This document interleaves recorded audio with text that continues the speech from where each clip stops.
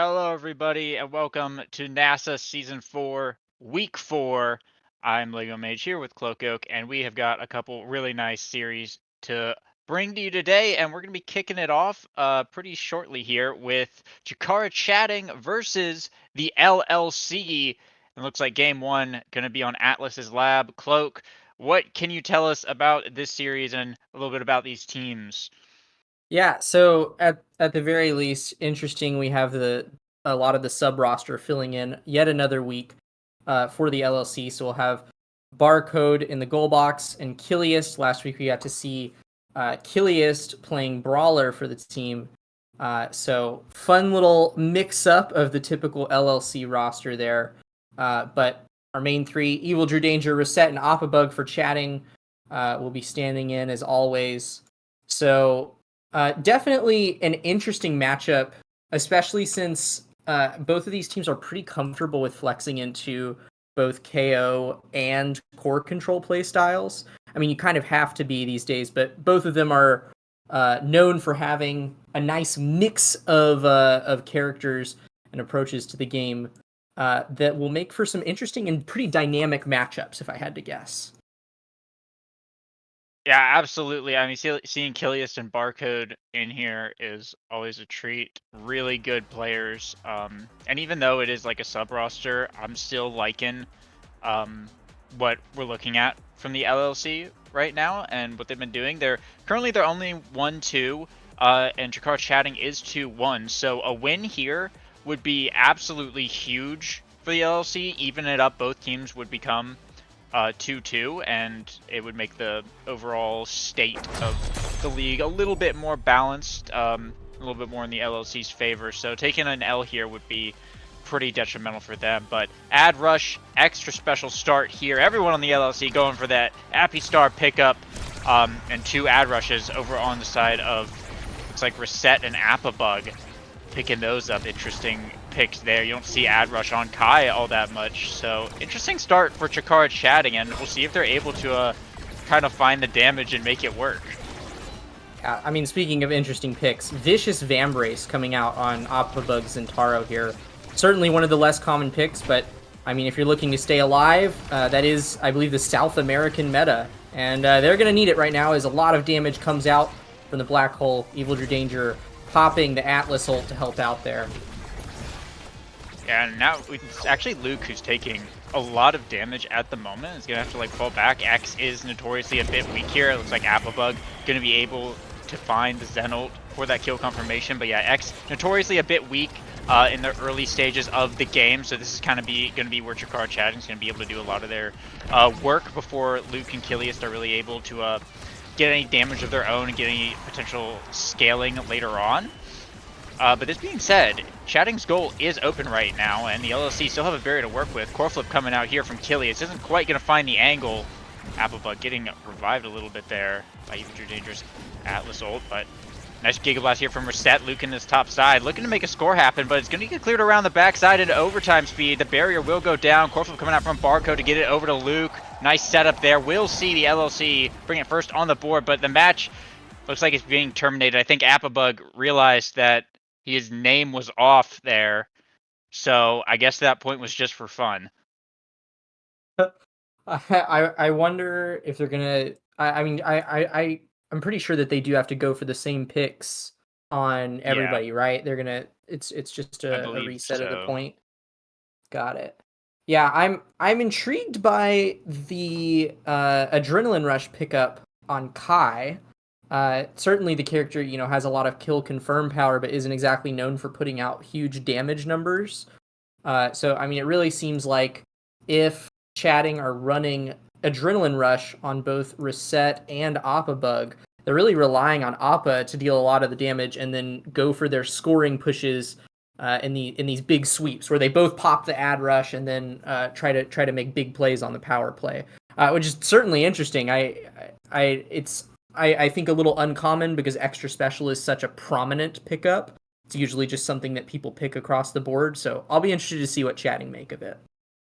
Yeah, I definitely agree. That was really what stood out to me looking at that draft, because extra special is pretty good on Kai. Giga Blast is a really good ability, and having it up, especially like on every single kickoff, It seems pretty nice, but I guess opting for the 1-second cooldown isn't bad here, but I mean, yeah, like you're saying, you're relying on Appa to really find those KO confirms and kind of hoping that Reset gets the assist to basically proc the ad rush as well, which I don't know. It can be if it happens, it's a big win condition, but it can be a little bit volatile and not necessarily like super reliable, right? So they're kind of banking on the riskier, higher reward play that's a little bit harder to achieve, but should they achieve it, it could be really good. That being said, I am actually a little bit interested in the LLC's comp. We see the X forward coming out, but with the IME midfield instead of like an era or a now or something. Yeah. So there's not really like a lot of there's a lot of potential damage, but there's not like a good way to support the X to like get him to move around here. So it's looking like well,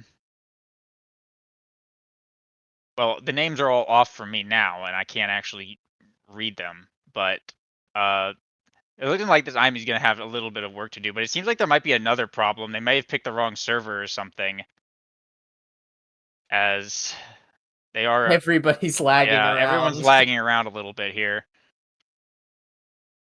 Maybe just a bit of connection issues. Maybe Like they may be snags the doing a kill lag for the test fun or of it. something. Yeah, I mean, you get the ad rush, so even Oh, if and it it's not a does real look game. like Appa has swapped to Siphoning Wand for the gear Oh, pickup. interesting. So is going to be putting out a lot more damage now. If this match actually happens, I'm not entirely sure what the situation is Yeah, it here. looks like they're testing the server lag. They may have run into a server issue of some kind, because that's kind of what it looks like they're doing. I guess we'll find out in just a second. Maybe they're just like resetting the point. I don't know, but it looked like they're testing the server. So Yep. And then, yeah, it looks like we're going into a normal point now here. So I'm not sure what okay, that last bit was I about, but we're finally off to the races. yeah, I think they were testing the lag, and then I think once they realized it was good, they just like reset the point because the LLC did score one. So I think they were trying to figure out if they needed to like do that, but it looks like it's been resolved. So 0-1, the score will remain as it was before the reset. Yep, certainly. And I mean, core flips already coming online for Drew, Luke, and Barcode. So plenty of core speed ready to fly out the window, and Reset is looking quite low here, but nobody in the LLC really having any abilities up to confirm that kill right now. Kilius will go for the shot, but just barely misses the kill combo there. And Reset will live to fight another day, at least for a few more seconds. Alright, core flip getting burned here from Luke, but it's going to get blocked away by Evil Drew Danger. Looks like they're looking for another corner offense here. X Maximus is popped, but Evil Drew Danger with the core flip actually going to be able to stall it out and then win the strike war to clear it out of there now. As we enter overtime, get a little bit more core speed going here. Arco can have his work cut out for him, finds the core flip, able to get it through Appa's Zentaro ultimate. However, it will go right back to the hands of Kara Chatting, who will be able to bring down one barrier here, possibly looking for more, but it will get cleared out now by the LLC. As Kilius on top, dropping the firewall sentry, the barrier will go down, and Chatting's side of the field is opened. It doesn't even need to burn the core flip. Kilius just going to be able to find it right into the top. Not quite enough speed on that Atlas just yet to be able to run up there and shut it down. So it will be the LLC bringing it to set point first. Yeah, if I know anything about Evil Drew Danger, though, it won't be long before he gets plenty of speed to run anywhere he needs to. That man is a speed demon. I mean, speed is king in this game, but Drew's a little bit different, loves it a little bit more than anyone else. So I'm sure that he'll be fiending for those awakenings as the match goes on. But we're kicking off yet again, and a swift barrier for Chatting. They're hoping to bring this set back from set point in favor of the LLC. Yeah, you certainly don't want to allow Luke to be able to scale here, especially when you're running Ad Rush on Kai and Zentaro. A very interesting core flip from Evil Drew Danger. Sent it backwards there. I think was expecting Reset or Appa to be able to grab it, but it ended up just kind of going around the world and then right back to him, so it did stall out a little bit of time. But it's Luke popping the X Maximus, looking for the KO on Reset. She'll be able to avoid it with a little bit of a evasion there. Now it's Luke, who's actually looking pretty low. KO them from Evil Drew Danger here. Core flip coming out from Luke, able to get to the top side. That's chatting. Final barrier gone. Reset looking for the Giga Blast, doesn't quite find the sweet spot as Appa hunting for this KO on Luke in this top corner, but Luke, nice positioning to stay alive. Sex will be able to munch some orbs and should be able to get back in the fight here as the offense is on the side of the LLC, and a shot from Kilius dropping the firewall sentry just cut off Evil Drew Danger from even being able to interact with that core. We'll see the LLC take set point. Kilius, the MVP, gonna have potentially a nice pick of the lot here. We see a lot of really strong awakenings show up. Orb Ponderer, Stacks, Unstoppable, Prime Time. Could be a pretty interesting draft. Yeah, it did seem like there were, with the game playstyle that Chatting is going for here, they want to get those kills and are not quite able to find them. And so Kilius was essentially able to just 1v2 Reset and Drew, which was pretty impressive. But Appa looking to dish out a little bit more damage. We'll grab Prize Fighter here. Lots of critical awakenings falling to the LLC, though. Stacks, Orb Ponderer, and Prime Time, respectively. I do think that is overall a one draft for them. But Chatting certainly didn't come away with nothing. And they will find a barrier for it here in the first point of this second set. One thing I want to point out is that Evil Drew Danger picked up Among Titans' second pick over the Orb Ponderer, which is really interesting because normally on Atlas, like I would just expect that to just be a Ponderer pickup, like all the way. Forget Atlas. This is Evil Drew Danger we're talking about. Yeah, and it's like it's Evil Drew Danger as well. Like the guy loves orbs, so it's very surprising that he went for the Among Titans when it's like you have Zentaro and Kai on your team, who neither of those are like really fiending for size. But I guess Evil Drew Danger has now decided, instead of being an orb fiend, to be a speed fiend. And just run really fast, I guess. So it's a very kind of abnormal pickup, but if it does work out, it could be pretty interesting here. So we'll see if it's able to pay off or not. Luke does get a core flip blocked away, so that's pretty nice for Chikara Chatting, but they're going to have to do a little bit of work to bring down this final barrier and perhaps rescue this point here. Yeah, Appa did die pretty early in this point as well, so pretty much immediately saw that Prize Fighter stack disappear, but then won it back by killing Kilius on the top wall. So we're back at a net neutral, more or less, but flips are being burned, Reset is low, and the core is flying absolutely everywhere, but Barcode is holding strong on that final barrier, and it's Kilius with a Cyber Swipe will find the first point of the second set. Have Chatting been able to score this game yet? No, I don't think that they've... I think they opened up the LLC's goal once, but they haven't actually managed to find a score. I mean, you have Kai and Zentaro on the forwards, and like both of those characters, you know, they need a little bit of open space, whereas Asher is just going to kind of like can stand on a single barrier and just totally lock it down. So Barcode is putting up a really, really strong defense that it just seems like Chatting are having a very difficult time working around. Meanwhile, with the IME on Kilius, it's very easy for the LLC to just kind of convert from their defense just back to their offense again and just constantly keep things going. Like we see right here. The pressure is just on Evil Drew Danger so much of the time, and when the Atlas runs out of cooldowns, there's just not enough that he can do to get it back into the hands of Applebug, and then when it is there, I mean, Barcode just drops a barrier beam, Kilius just drops a glitch pop, and then it's right back over to Luke, and then Kilius just comes right back up and it's right back to the LLC, his offense. Yeah, and I mean, these stacks on stacks are now up for Kilius, providing plenty of mobility, and now it's finding a kill up on the top wall. I mean, this is looking really, really dicey for Chatting. They're going to need some big moves, and they'll find a little bit of a break there with a KO. Evil Drew managing to snag something on the bottom wall, but I mean, Chatting still in disarray, unable to find the barrier. Barcode will flip here to prevent it from going down, and Kilius on the respawn will defend it. Well played there from the LLC. What a hold from Barcode and Kilius, but as we are approaching overtime shortly here, Evil Drew Danger will have a core flip up as well to work with. Got a little bit more speed. We see him going up to midfield a lot more liberally now to snag orbs and get energy here. So it could be a goalie shot angle, but Chatting have had a difficult time playing to their strength of trying to find KOs. With a dash, though, from Applebug, we will see the barrier go down here. Luke trying to make something happen on the top side, though. A little bit too far away to be able to secure that bull rush. Pass here from Kilius forces out the core from Evil Drew Danger. Barcode looking to send it right back in, but it's Applebug who has to be back on the defense now. X-Mashman's getting popped here from Luke, has a core flip available. Barcode looking for a pass here. Core flip from Applebug, getting blocked by the pass, but a core flip from Luke, blocked by the astral projection. Barcode able to save it away with the strike shot though, and now Reset is pushing up, finds the barrage, but doesn't get the goal, and Luke will go down. The power play is here. Fortune card chatting. They have the ad rush proc. This is what they've been looking for this whole time. They need to capitalize here. Applebug looking for the pass, but Kilius able to cut it off. Glitch pop sends it wide around Evil Drew Danger.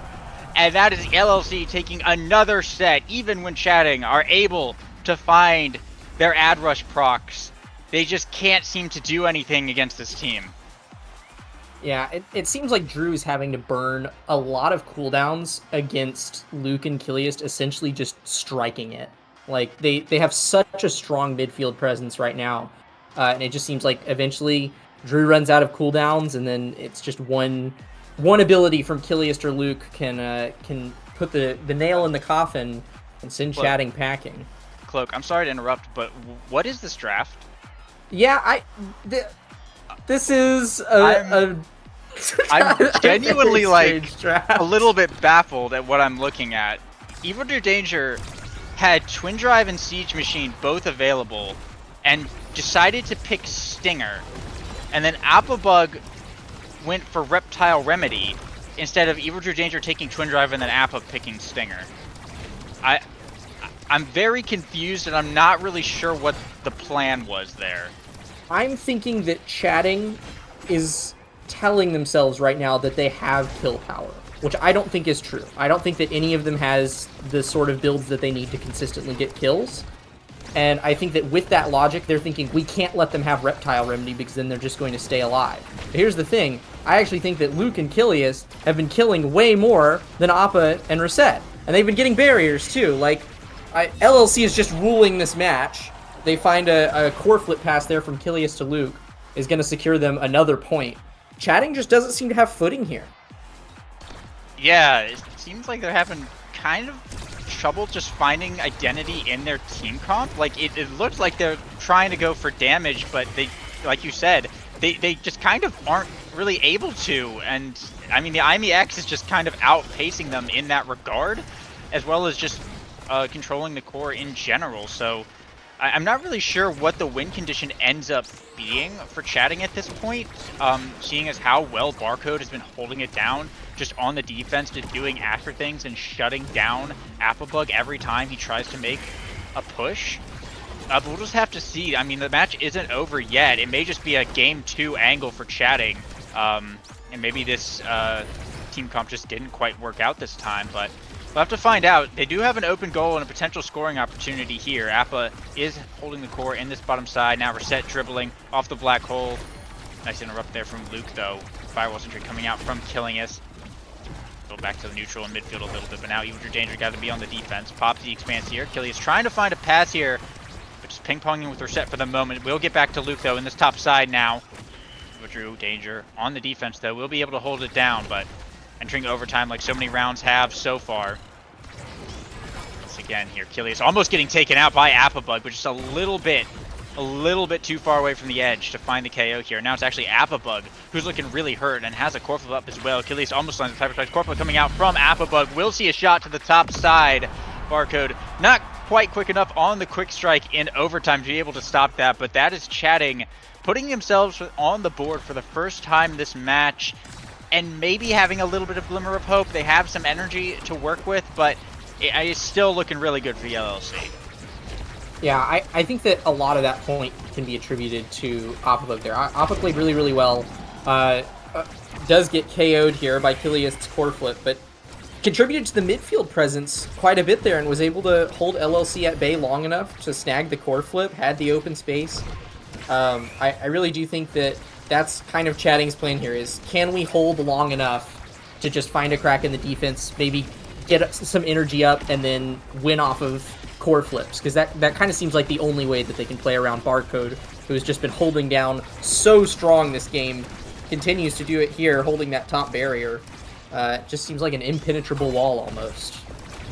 Yeah, and it's always that last singular barrier that's going to be the hardest, right, when you're dealing with Asher, because you can literally just sit on it, and there's like very little you can do. You have to get like a very precise angle to try and get it like around the backside, and even then, Kilius is usually, you know, right there with those ranged abilities to be able to back Barcode up. So LC playing it very well on the defense. We're seeing right here, chatting, they've had a couple kind of opportunities to maybe get this barrier, but they just haven't really been able to like capitalize on anything. And the defense has just been way too strong. And yeah, as soon as it gets converted, Luke's just able to find the point now. And now it's the LLC just on match point, just like that. And even looking at the level difference, you know, Reset is only at level 6, whereas Kilius is level 9. Just outpacing her in the midfield pretty consistently here. The team synergy, just as well as the team comp, seems to be much more in favor of the LLC, and I'm liking what I'm seeing from them. Yeah, and I mean, they're looking to close this out pretty quickly. Core flip comes online here for Kilius. Black passes Bonanza, going back up into the top corner of Evil Drew Danger's net. He has abilities right now, but it's not going to last forever. A kill will be found, though, onto Kilius. Appa manages to snag the Adrenaline Rush proc and is now looking to make something happen. It's going to take more than that, though, as Luke manages to eke out the core flip. Yeah, I mean, Appa got the Ad Rush proc, but with the LLC just got the core away from him, and he just wasn't able to do anything with it, and then almost actually died for it as well. And now with no energy, X Maximus getting popped here from Luke. Appa has to spend the Zen ult just to stay alive here. Core flip now coming out from Evil Drew Danger past to Appa. We'll see one barrier go down here. Reset looking for more with the barrage. They'll be able to find it. Have to do a little more for this point here. Reset with the core flip. Stalls it out in the corner. Doesn't have anywhere to send it. Now the LLC are the ones pushing up. They have it on chatting side of the field here. Appa having to come back on the defense a little bit to try and hold it down against Luke and Kilius, who are just so terrifying. But now it's Kilius actually who's looking pretty hurt here, as Luke with the backwards punch. I think that's what that was. I think Luke was trying to kill Appa and accidentally sent it backwards. That's exactly what that was. So a really unfortunate own goal from the LLC. We'll see Chikara chatting now on set points, which, I mean, you don't want chatting to just take a set for free like that if you can end the game here if possible. So the LLC looking to once again hopefully close it out this time. Yeah, and I mean, they do have the energy advantage online here. We've seen chatting work through that energy advantage before and pull something out. Appa dealing plenty of damage to get rid of Luke's evasion, but Barcode still looking strong, and Kilius about to come online as they trade kills and go in for the 2v2. Appa able to find the second barrier, but Kilius on the repeat now. Looking to catch a rebound. Strike shot from Barcode keeps it on their side, and now it's all 6 members back on the field. Barcode! A clutch Asher secondary! Luke almost gave away another own goal. That would have been absolutely awful for the LLC to lose a set that way, but they will manage to hold it down. Like you said, a clutch save from Barcode here. They're gonna have a little bit more work to do as they are on the defense now. Appa looking to get his hands on this core, potentially Firewall Sentry coming out on the defense from Kilius, but Barcode still in this bottom side, trying to hold it down. X-Max from Luke, used defensively here. Evil Drew Danger in the midfield, bouncing off the black hole here. Code and Luke trying to hold it down, but they can't find a clear angle to get it out.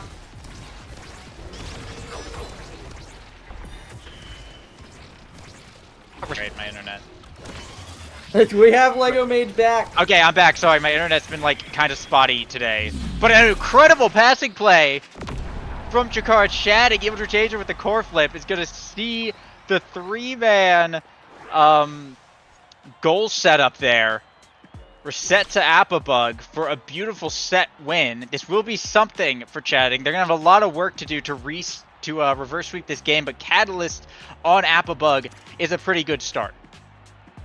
Yeah, I agree. I think Catalyst is a big pickup here, but I mean, there is so much in this draft to be scared of. Quick Strikes falls to X, and I mean, Drew didn't really have an opportunity to deny that because the Orb Dancer would be just as scary and is significantly more useful on him.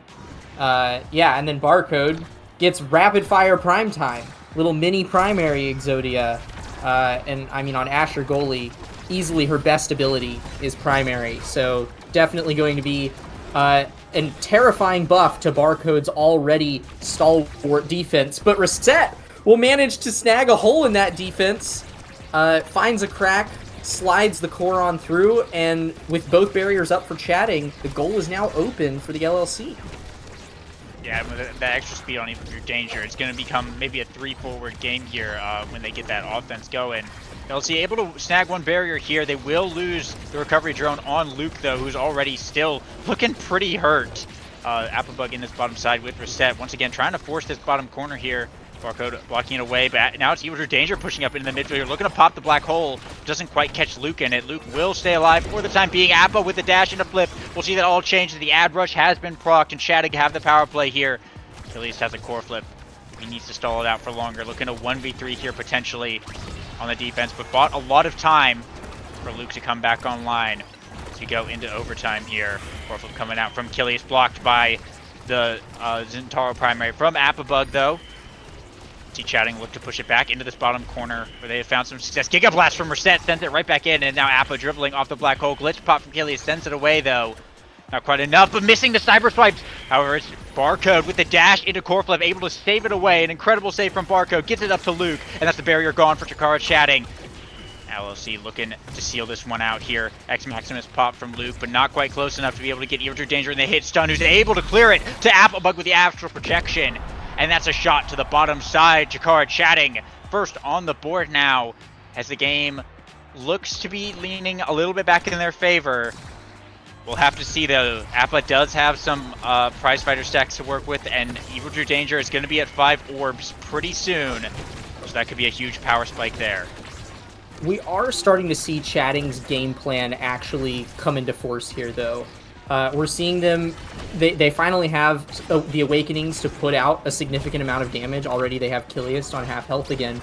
And watch where they put the core. They are going to feed the core to the side of the map that Kiliast is on every single time. They do that because they get to multitask core control and KOing at the same time. They're going to dump damage onto whoever is the best target at any point in time, and that is how they play their KO comps, and that's how they're hoping to win this game and bring it back from the terrifying lead that the LLC has put forth in these first 3 sets.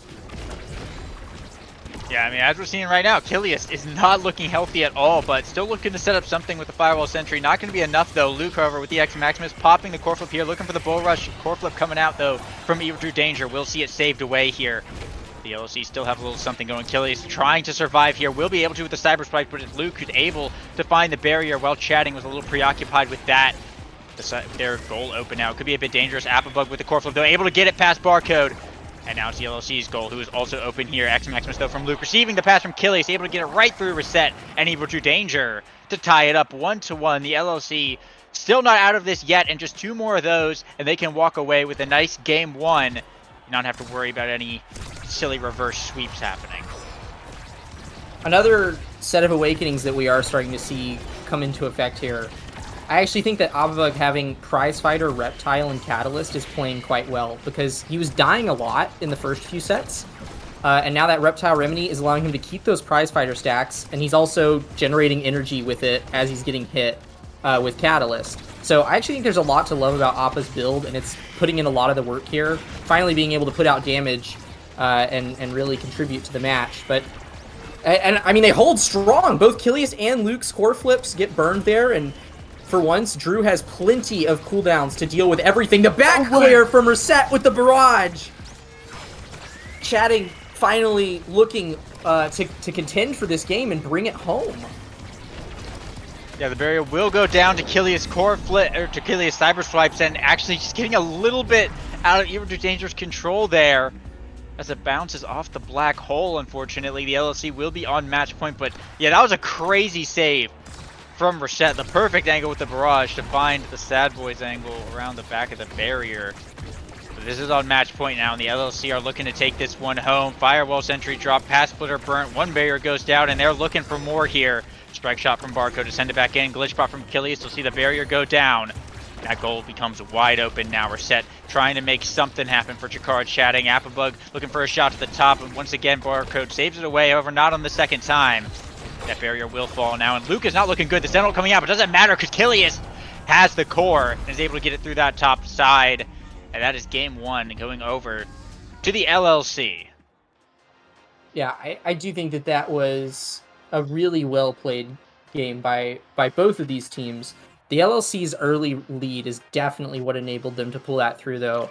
uh, and as well as just a good draft in that last set. That last draft had just so much good stuff in it that even though it was the set that Chatting had won, they weren't exactly able to grab the upper hand with it. They got some good builds going. We did finally get to see their game plan work, but it just wasn't quite enough. You had Primetime Rapid Fire on Barcode. Hiliast had stacks. Luke had Quick Strike. That's most of the important big ticket items that we see in those Awakening carousels that the LLC got to walk away with.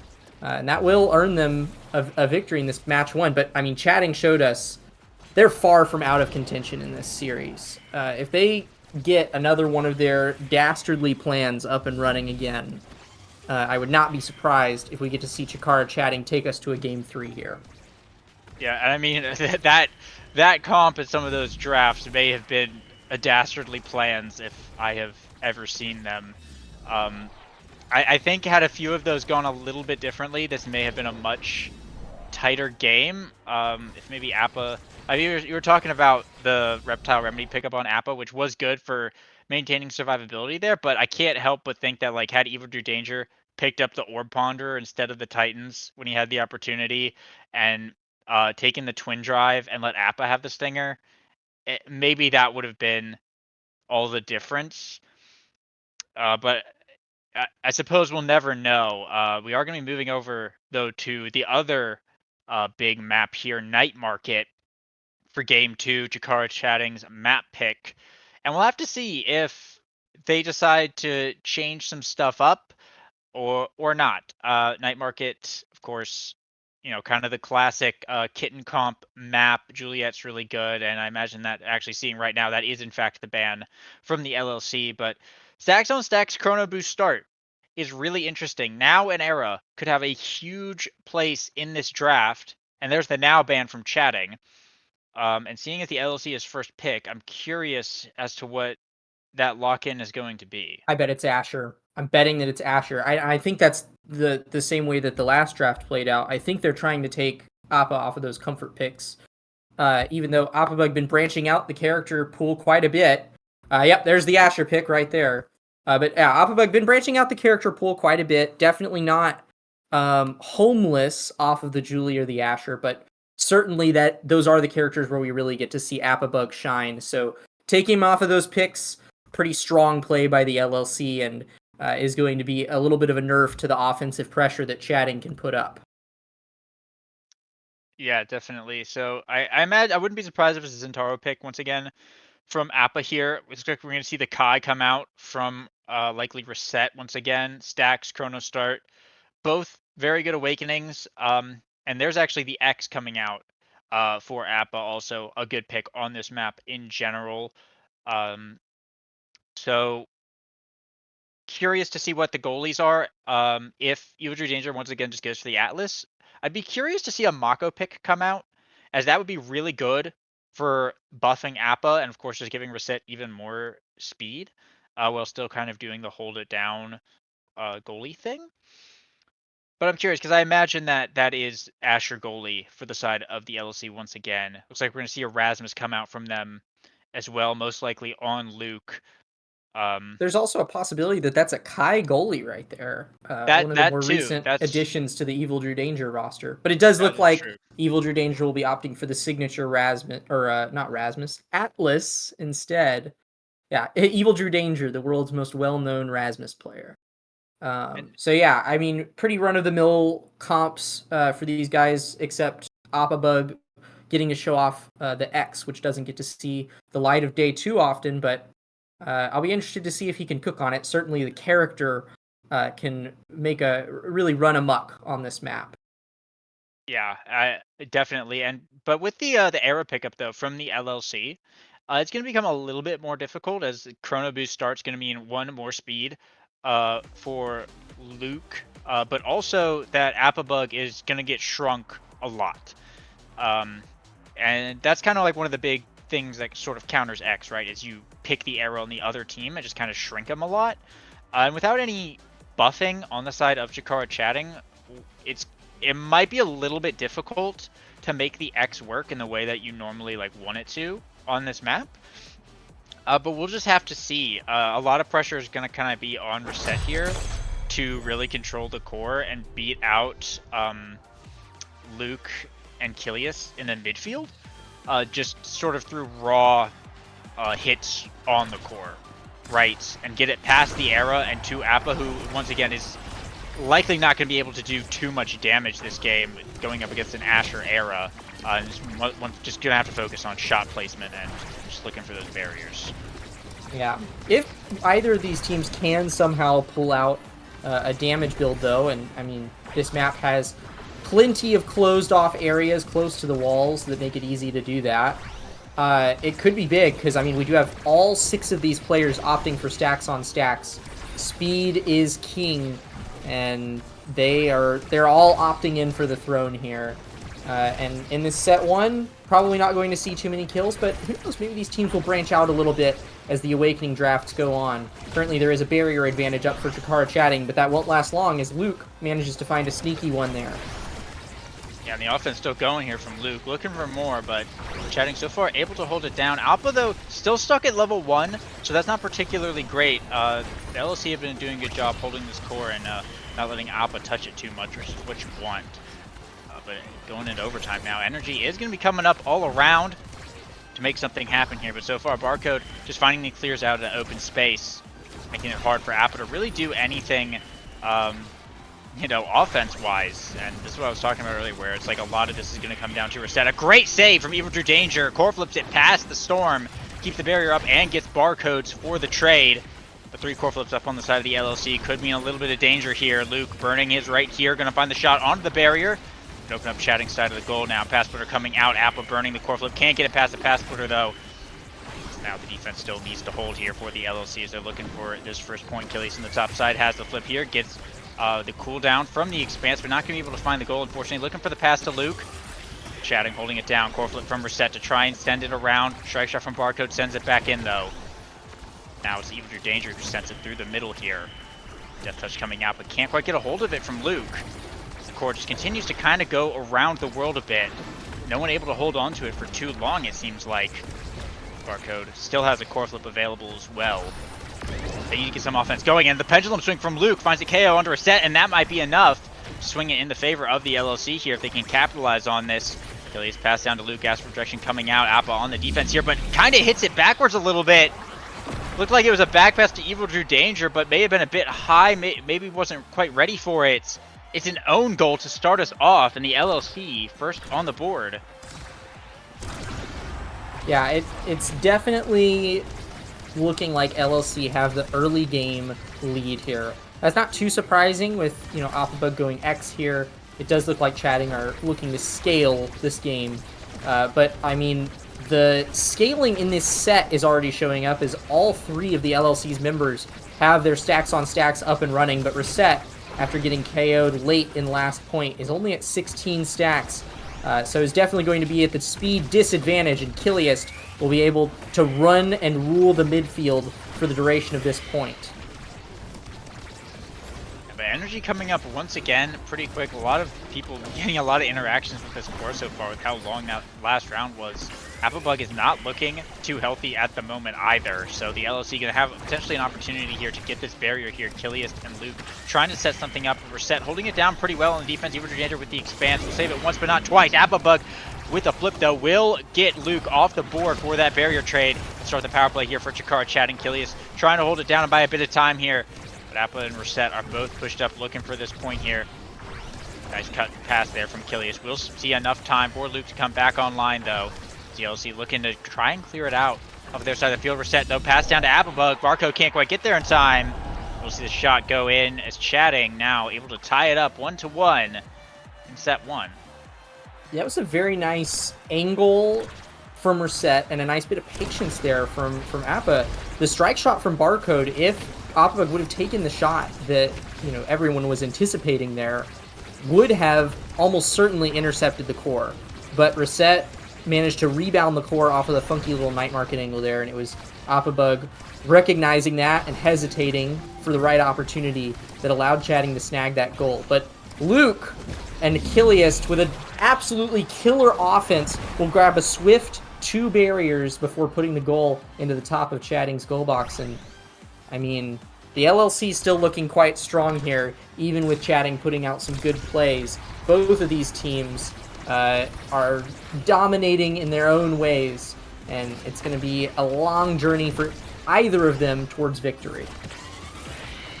Yeah, and now quick early core flip burn there from Evil to Danger to try and get through. Barcode also burning his, but the X Maximus from Appa able to block it and get a barrier here. Chatting up one. Now core flip will be coming up once again for Appa. Chatting might be able to do something. Strike forward win though from Kilius. We'll see one barrier go down. Bewitching Beam is going to find another. Now Chatting's field of play has suddenly altered for the worse right now. Luke passing it up to Kilius, looking to set up something in this top side. Trying to clear it out. Appa coming back, then find the bell ringer defensively here, but now it's Reset looking for this barrier. Strike shot saves it away. Core flip from Appa gets blocked by Barcode, looking for a way through, but Achilles able to win the strike war and hold it down on the defense here. Trying to get it now to Luke, but Reset is the one who has the core flip up in this top corner for the side of Jakar. Chatting, Giga Blast to send it through. X Maximus pops here. Barcode holding his strong pendulum coming through, but the core going to be getting away here. Now core flip coming in from Reset. Barcode blocks it, but Luke with the core flip in return, he'll be able to find it straight into the bottom side. And that is the set one going over to the LLC. Luke, the MVP here. So looking for some nice awakenings. Yeah, it's going to take a lot here for Chatting to make this work. I mean, we saw Reset feed the core into a funnel time and time again. That must have been at least like a 7 or 8 round ping pong that we saw there.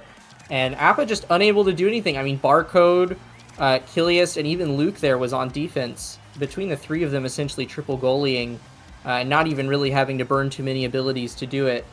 That's a strong defense here. They'll be rewarded for it. Size on the Rasmus. Monumentalist falls to Era. Evil Drew Danger with his signature orbs, and Appa manages to snag some more scaling in the form of Rampage. So certainly things to like on both sides from that draft.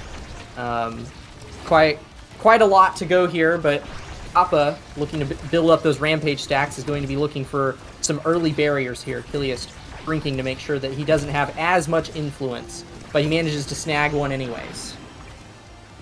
Yeah, Orb Dancer, of course, on Evil Drew Danger. It's going to be really, really nice here for this Atlas. I'm liking what Chatting got there quite a lot, assuming they're able to make this scaling happen. But it is Luke right now who's got the offense going, going to be able to find that second barrier here fairly quickly.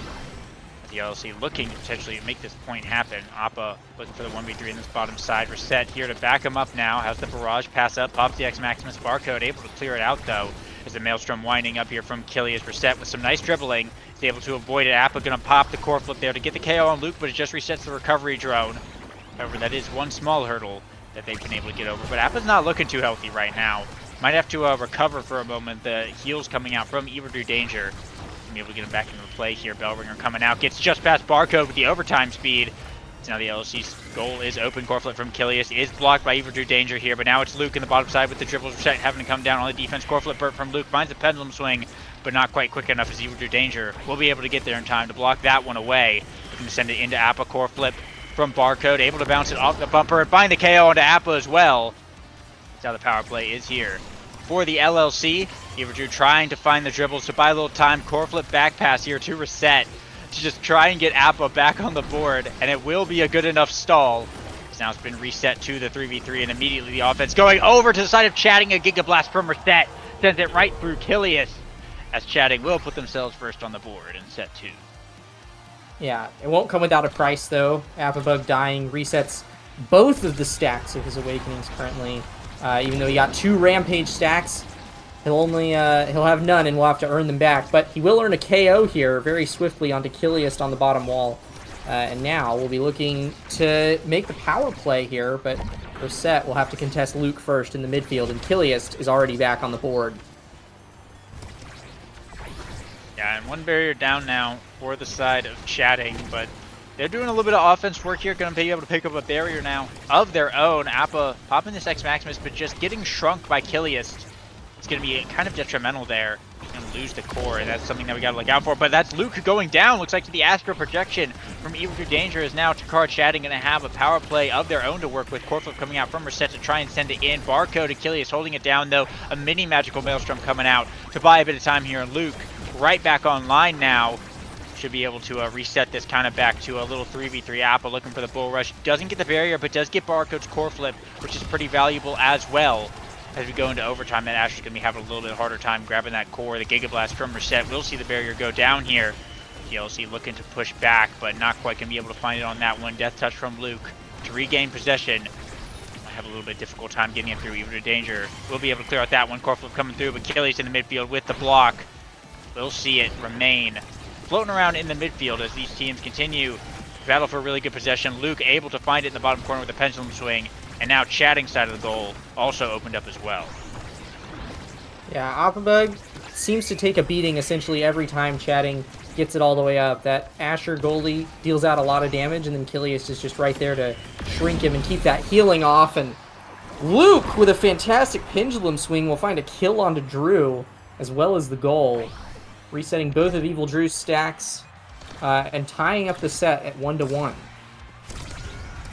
Losing those stacks and the Orb Ponderer is obviously very bad for Evil Drew Danger, as it's going to take a pretty long time to earn those back, especially on Atlas when you're not necessarily getting like a million hits every time. Like, you're just kind of hitting the core once and hoping that it gets cleared out of there. So that's a pretty big point there for the LLC. And if they can manage to capitalize on a bit of a slower Evil Drew Danger, as they are all at max stacks, it could be really big here for them. They've managed to get one barrier, potentially looking for more. Appa, however, is winning interactions up the field. Pass splitter has to come out there from Barcode just to buy a little bit of time, hold off the push coming in from Chikar Chatting, opting to burn a core flip here as well to send it back over. But here's Luke in this bottom corner that he's had so much success with, not able to find at that time. The expanse from Evil Drew Danger will shut it down. There's the Astral Projection as well on the second go round, and it gets back to Appabug, who pops the X Maximus but can't quite find anything as Barcode able to hold it down. Danger the core almost getting past him there, but will manage to keep the barriers up. One barrier from each side still remaining as we go into overtime, as this is fixing to be somewhat of a long game with how long these rounds have been going. Yeah, I think that Appabug finally having these stacks on stacks up is making a big difference here for Chatting. Like, a big reason of why they're holding, you pointed out that Appa was winning interactions. That wasn't just a one-time occurrence. Appa's been like getting the core past Kilius most of the time that they come up to one another, and manages to get the core through Kilius and Barcode right there for the barrier. Appa's playing really, really well, and the stacks are allowing him to move around the field, grab kills in the goal box. Someone stop this man. Appabug is on a rampage, and that's not just referring to the 2 stacks of that awakening that he has. This man is ruling the match right now, and they're rewarded by having the barrier advantage even as Barcode comes back online, unable to find a goal there. Yeah, but a nice stall out from the power play there. The forwards of the LLC holding it down in the net against Appa and Reset here. They will continue to make this match. However, a pass from Reset, we'll see Appa bring it to the top side of the goal to find Chatting the point in the end. But a nice long round has let Evil Drew Danger get all 5 Orb Ponderer stacks and almost max pancakes as well. So, I mean, having that go really well, I mean, likely probably wasn't intentional, but it allowed Evil Drew Danger to get back into the playing field. It's going to make these next couple of points a lot less of a handicap for Chatting, as now their goalie is going to be kind of back on the awakening board at the moment. This being said, core flips are up, and Kilius burning his right there will earn the barrier here. Core flip has to come out from Evil Drew Danger to get it away from Luke, who's burning his right now. The expansion from Evil Drew Danger will be able to block that one away, though, with an open goal versus 2 barriers. Could be a little bit of a hard time here for Chikar Chatting. Reset trying to do her best work to get it to Appabug, but so far the midfield holding on the side of the LLC. Giga Blast, however, will be able to send it against Barcode and get 1 barrier here. Get through with the expanse to try and get it back up now, as Appa does have a core flip and is looking for a spot to use it here, but it's Barcode who pops his first, stalls it out. It doesn't go too far, and now Appa with the X Maximus has a core flip, but doesn't get the barrier and is taking a lot of damage for it instead.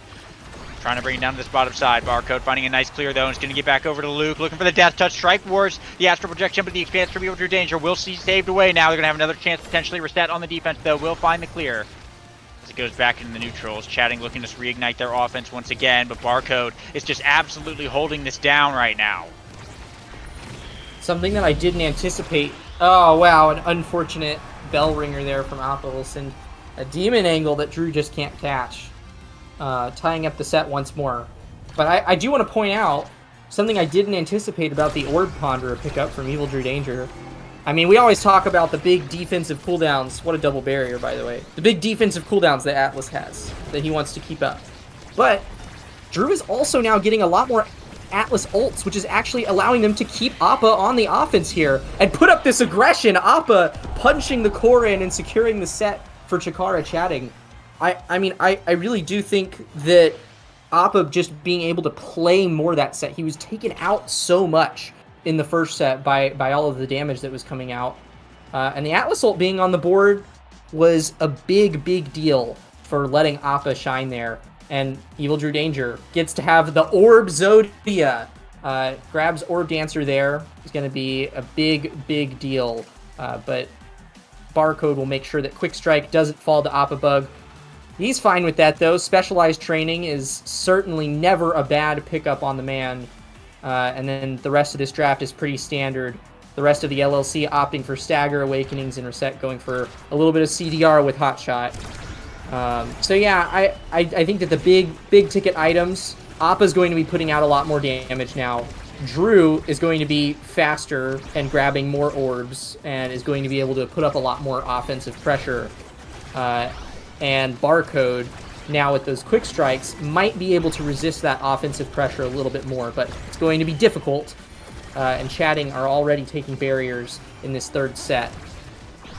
Yeah, and we're seeing it a little bit in that last point as well. Evil Drew Danger pushed up pretty much to Barcode's goal box to help apply offensive pressure there, and with that Orb Dancer, it's just going to be even more potential. And with how Chatting have been managing to get their offense going, it's going to be really nice. However, it is Luke who's going to be able to find the point here first to start us off for the LLC to take that first score. And Barcode with those quick strikes, though, quick strikes plus unstoppable on the Asher, it is going to be a bit of a challenge, I think. Not necessarily to score, but to get the second barrier, right? Because we saw it last game, and we're seeing it a lot this game. Barcode just kind of sits on that last barrier and makes it very difficult for Appa to secure it. So that's really where I think the big battle's going to have to come in for Chikara Chatting. And they will weather that power play out pretty well. Reset back online. They lose one barrier for it in the end, but it could have been a lot worse than that. And now Appa pushing back up. Does whiff the core flip, unfortunately. But potentially looking for a barrier here. Reset passing to this top corner now. They're looking to get some kind of pressure, though, but Barcode is in an absolute wall right now. Core flip coming out from Kilius. Does see the LSU reignite their offense. Get a barrier now of their own. Core flip from Barcode to send it over to Kilius. Dribbling up the field, beating Reset in the interactions and trying to get it over to Luke. However, Evil Drew Danger will be able to get it to Appa Bug on that time. Maybe another opportunity here, though, is Luke with the Whiplash in the midfield. Looking to bring it down, but just can't quite hold on to it for long enough there. It will be Chatting able to clear it out as we go into overtime. Kind of keep these long passing games going on. Yeah, I will say we've been pointing out Luke's plays to grab barriers and occasionally grabbing kills and stuff, but he's also had a huge presence in the midfield. Pretty much every set has been the first person to get stacks and stacks up and off the ground, and is also pretty consistently winning every single interaction, winning interactions in the goal box as well, as we pointed out, and will bring a 2-point lead to the LLC in the third set. Luke is making some pretty huge contributions here, and I think that the peak performance is also starting to make a big difference, as I believe he is the fastest base speed character currently in this match. Avabug, though, doesn't really care too much about base speed. If you're standing on the wall, you are dying to that fist, and will be rewarded with another Rampage stack there as he grabs the barrier with the help of Reset. Chatting, looking to bring this back from a 2-point down set, and will instead find the barrier. They're not out of this set quite yet, and are looking to bring it back right here. Yeah, and there are core flips coming up for Chikara Chatting now, and Evil Drew Danger's up in this midfield here. Deep blast from Reset to try and keep it going. Expanse coming out from Evil Drew Danger. Core flip, though, from Luke to try and put the pressure back on. We'll see Evil Drew Danger forced back into his goal box a little bit there, but once again, sending it right back in, and now pushing up once again to try and keep this going here for Chatting. Barrage in the top is not quite enough, as all three members of the LLC are going to be on this defense right now, trying to hold it down, but now we go into overtime. Magical Maelstrom coming out, not going to be able to catch anything as Luke versus Evil Drew Danger at the bottom side. The Pendulum Swing will find the hit stun, and that's the barrier going down now. And now with the LOC with the offense here, Applebug able to win a strike war here and push it back up. Barco trying to clear to Achilles. Death touch from Luke brings it down to the bottom side. Beats the Astral projection, but can't quite get in position to set anything up. And Reset with the core flip now, burning it here. Stalls it out though, brings it down to the bottom side. Luke gets there first, but the strike war is won by Reset. Trying to get it over to Applebug, but Barcode still an absolute fortune with the core flip now. Burns it, tries to send it away. Applebug has the X Maximus, can't find anything there unfortunately. Evil Drew Danger is now pushed up once again. Trying to make something happen for Chikara Chatting, but they just can't get a secure enough hold on this. Kilius and Barcode winning these interactions pretty consistently right now. Just seeing the core get cleared out left and right from both sides, it seems. Set versus Kilius now in the midfield. Neither quite able to reach their forward in time. Death Touch coming out, but it's not quite enough. Magical Maelstrom trying to push it through. The expansion from Evil Drew Danger, though, just going to shut it right down. And once again, clear it back out to Barcode. Oh, but he gets around him! Luke with the pendulum swing! Evil Drew Danger pushed it up a little bit too far, and Luke able to find the punish. We'll see the LLC take their second set, and Luke the MVP right there. That Orb Dancer coming back to bite Evil Drew just a little bit, and Catalyst is a pretty nice reward. Yeah, I don't think there's too much interesting on this draft other than Catalyst. Some nice speed awakenings. Someone's going to grab a heavy impact here. I do think that Team Player on Evil Drew Danger is quite a nice pickup. They've been surviving to overtime, so Team Player is a pretty nice pickup in overtime. Is always going to provide your team a nice buff there. And Reset will grab Reptile Remedy. I haven't seen her dying too much, but maybe that'll prove to be valuable. I think the main thing that Chikara Chatting is looking to have happen here is keep that second barrier alive. I mean, you always want to keep barriers alive, right? But in that last point of that last set, we saw as soon as Luke grabbed the barrier, Evil Drew Danger was no longer able to just focus his efforts on one lane, right? Suddenly had to play further back, wasn't able to take as much advantage of that Orb Dancer and apply the same offensive pressure that he's famous for doing. And so if Chatting can keep their second barrier alive, it is a huge buff to their offensive pressure. Not just because they have a barrier advantage, but because they also get a third forward in the form of Evil Drew Scorer. Yeah, I mean, it's what we've been seeing, and I imagine we're only going to be seeing more of it. However, Luke with the core flip into Pendulum Swing will secure that second barrier now for the side of the LLC. Core flip has to be burnt there from Evil Drew Danger, trying to get it back up. Now pushing up to the midfield. Core flip here from Applebug, trying to get it through, but Barcode burns one in response. Clear it out of there. As once again, heading into overtime, Kilius whiffing the core flip is not great, but passes Luke's Death Touch to bring it to the bottom side. Expansion from Evil Drew Danger will set it down. Then he asks for projection to clear it out. Also picking up an orb to get some cooldowns right back now. Giga Blast from Reset will stop the pass from Luke and actually get the barrier as well. Absolutely huge play there from the midfielder. Magic Maelstrom coming out. Evil Drew Danger barely able to clear it away from that in time. As both teams looking for this this coveted point right now. Having a little bit of trouble finding secure, but Applebug with the bull rush into X Maximus is going to find the KO, and that power play is going to be enough. As a shot to the middle is good for Chikara Chatting, and they'll be first on the board now. As though down a set, they are keeping it pretty close. It could be a Game 3 angle right now. They're looking a lot better than they were last game. Yeah, certainly. Anytime that they can get power plays, just snagging cheap little kills off the side of the map there from the LLC's mispositionings is very huge. And then anytime that they're making it to overtime, that team player pickup is just going to provide them a huge control of space with Applebug applying that pressure. But it is a power play here in favor of the LLC that will come out as core flips also come out online. Barcode will whiff his right there. But Applebug looking low could be another continuing power play as Applebug has to stay out of the play looking to just stay alive here. An unfortunate misclear from Evil Drew Danger did see that final barrier get lost as well. But Luke now, with the Pendulum Swing, will find the KO here, start the power play for the LLC. Kilius looking kind of low, but Appa not going to be able to focus on that. He's going to have to fall back and provide a little bit of defense here, buy some time for Reset to come back online. Looks like she will. But now Applebug with the bell ringer will find the KO in return. This time on to Kilius. The midfielders trading blows, but now it's up to Chikara Chatting to capitalize on the power play that the LLC couldn't. See if they can bring down this barrier. So far they can't. Kilius back online. Barcode able to hold it down. Looks like maybe still no. The bell ringer from Apple will be good now. Core flip in the bottom side. Baits at the barrier beam, but the strike will be solid to clear it away. Now Luke looking for the shot to the top. Will be able to find it. Pendulum to back it up, but it doesn't even matter because that'll be the LLC tying it up 1-1 and keeping it real close. Yeah, and usually we've seen Luke's recovery drone go down pretty quick in these sets, but he's able to keep it alive here for the first 2 points and hasn't really seemed in danger of dying at any point, and in fact has been putting other people's life in danger for the duration of this 4th set. So yeah, that catalyst pickup and peak performance definitely helping him to survive quite a bit more.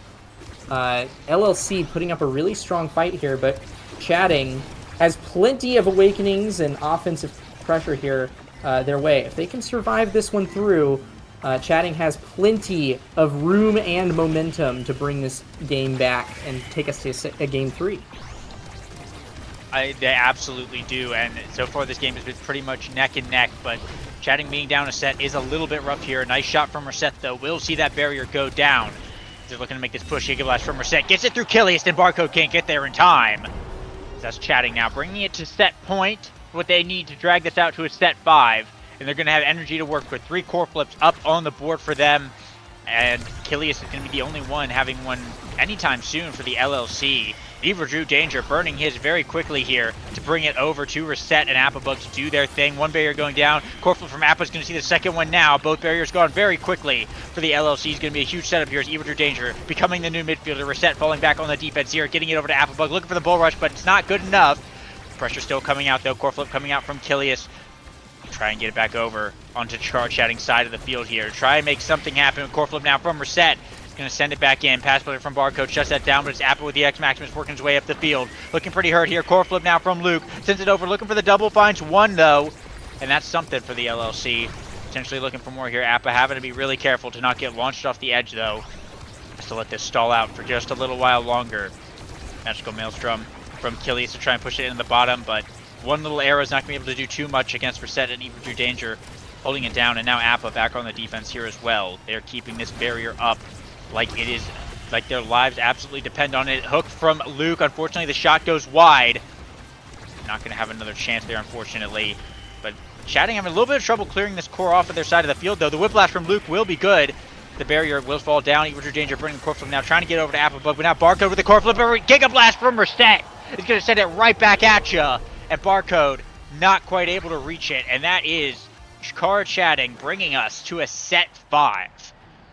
Yeah, the Giga Goat Reset. Holy crap. So many Giga Blasts we've seen today have been securing goals, and at very clean angles too. It's not like the core is going some random place. No, it's always tucked at a very nice angle into one of the corners of the goal box.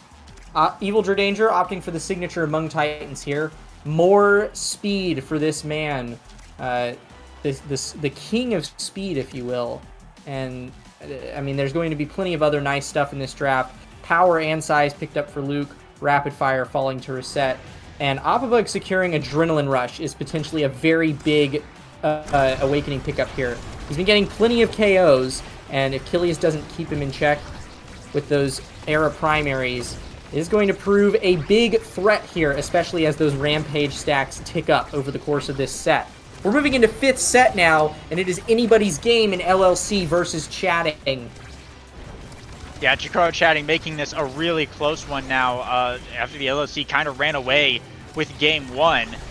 The LLC also looking pretty good as they have likewise kept it pretty much neck and neck this entire time, going goal for goal with each other. And I mean, the battles over the midfield have been pretty intense this game. Both teams doing really good job on defense. You know, not necessarily just to be like iron walls, but just finding like the clear angles to get it away from the other team's forwards to where they just can't even interact with it at all.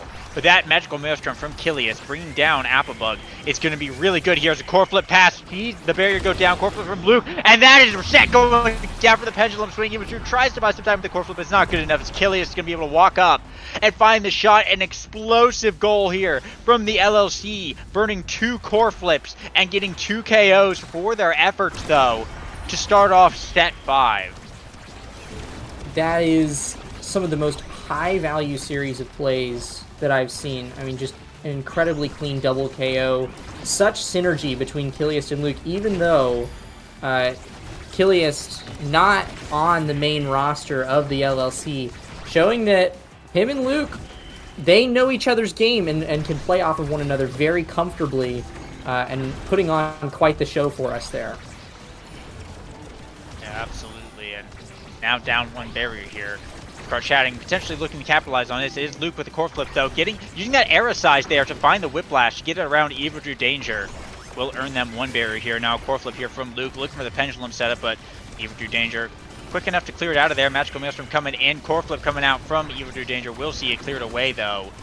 They continue to battle it, but the stacks are online now, and LLC is moving pretty quickly right now. Chatting is as well, but both teams just kind of racing, taking control of this core now, going into overtime. That core speed coming online.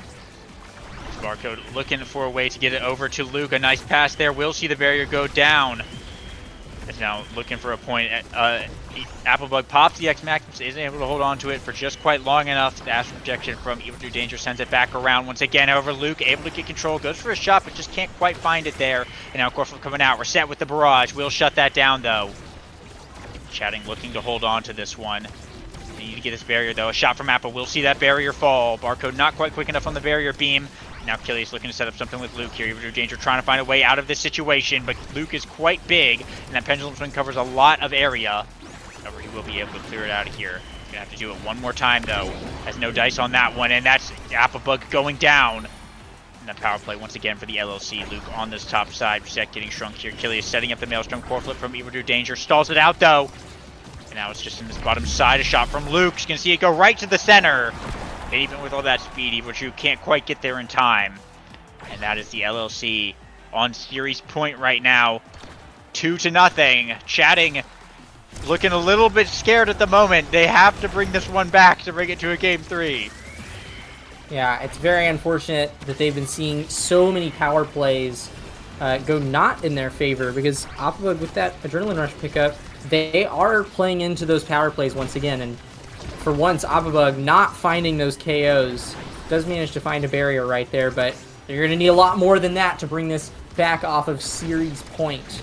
And also, in case anyone was curious about the numbers, Evil Drew Danger currently rocking 700 base speed, 840 with the orbs, but the goal barrier opens up. Speed can't save you from everything, and Luke running up the field once more. A pendulum swing will close out the match and the series. The LLC take it home in a 2-0 series. Well played. Yeah, very well played there from the LLC, and a big win in terms of their standings as well, going even now 2-2. It's really, really excellent from them. And, I mean, Scar Chatting looked really good there too. Evil Drew Danger with the 379 redirects on Atlas, Reset with the 365. Achilles and Luke with 367 and 345 respectively here as well. This was a high core touching game, to be sure. 168 saves on Evil Drew Danger is absolutely crazy, and 82 orbs gobbled up as well. I mean, we could do the math on like how long that meant that he was running for with the orb dancer pickup, but Can we talk about where the 50,000 damage came from on Kiliast? I understand why Luke is approaching 60,000 damage, but where did 50,000 damage come from on Era? I mean, there was a lot of maelstroms coming out, and they were hitting kind of hard once that Monu pick showed up, I guess. Also, wait, Kiliast also picked up bulk up in the last round, and had I noticed that. So like that was where some of it's coming from as well. But yeah, I mean, Luke with the 10+1 goals and 6 KOs. I mean, that LLC team looked really well oiled together, and even when Shakar Chatting got it on lock, in game 2, the LLC are proving to be a pretty formidable opponents. Barcode is an excellent goalie and showed it here today, on the Asher. But yeah, with that out of the way now, We are going to be throwing it to a bit of a break here before we get into our second series of the day. The big one, in fact, could be the series of the season, PLX versus Plink Plonk. You do not want to miss that, so stick around. We'll be right back with that in just a few minutes.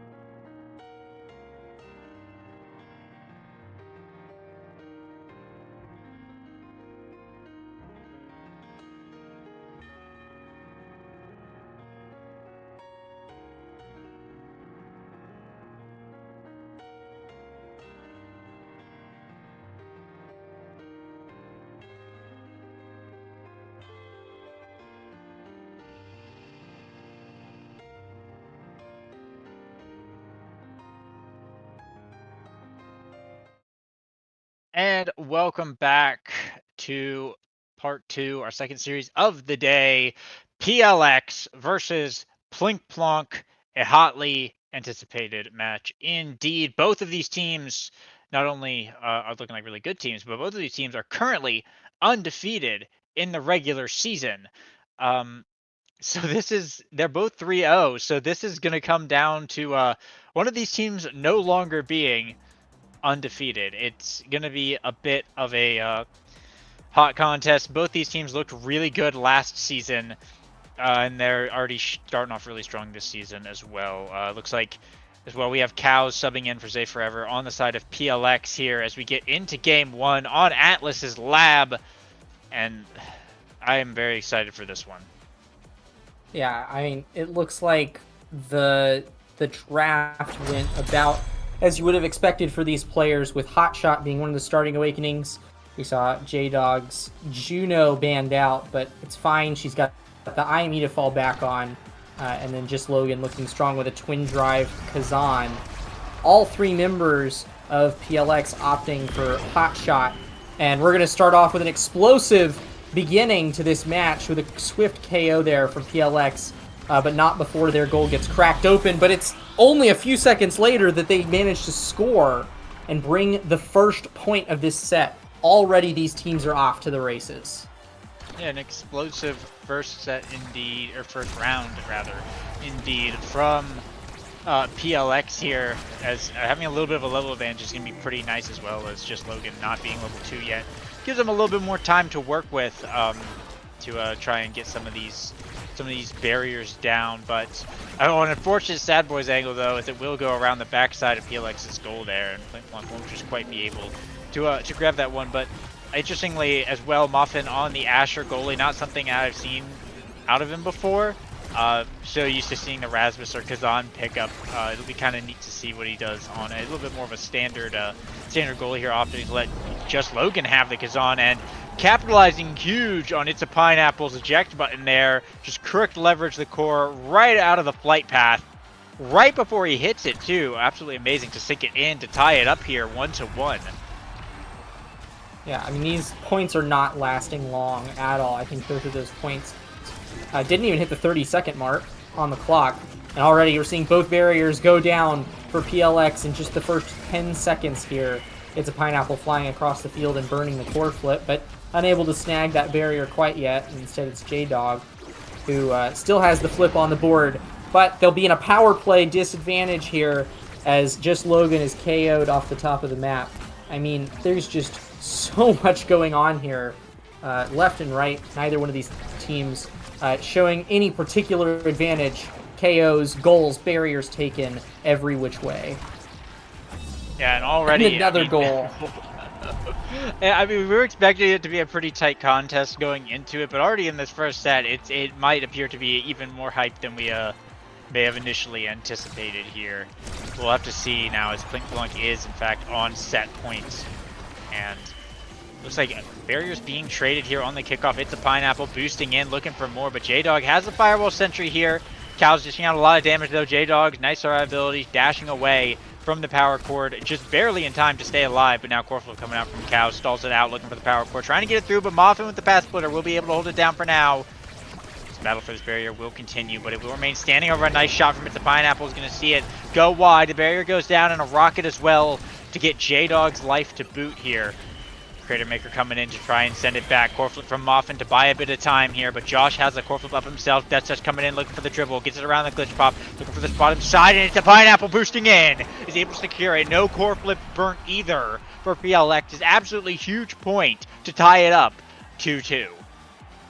Yeah, I mean, we knew that these teams were going to be close, but wow, every single point, it is just them trading barriers almost immediately. Before just going for an all-out dash for the goal. There the barriers go down again, and there's plenty of core flips on the side of PLX to put up the pressure. Moffin taken down in the goal box. And, what a power core. There's just so much that these teams are putting out.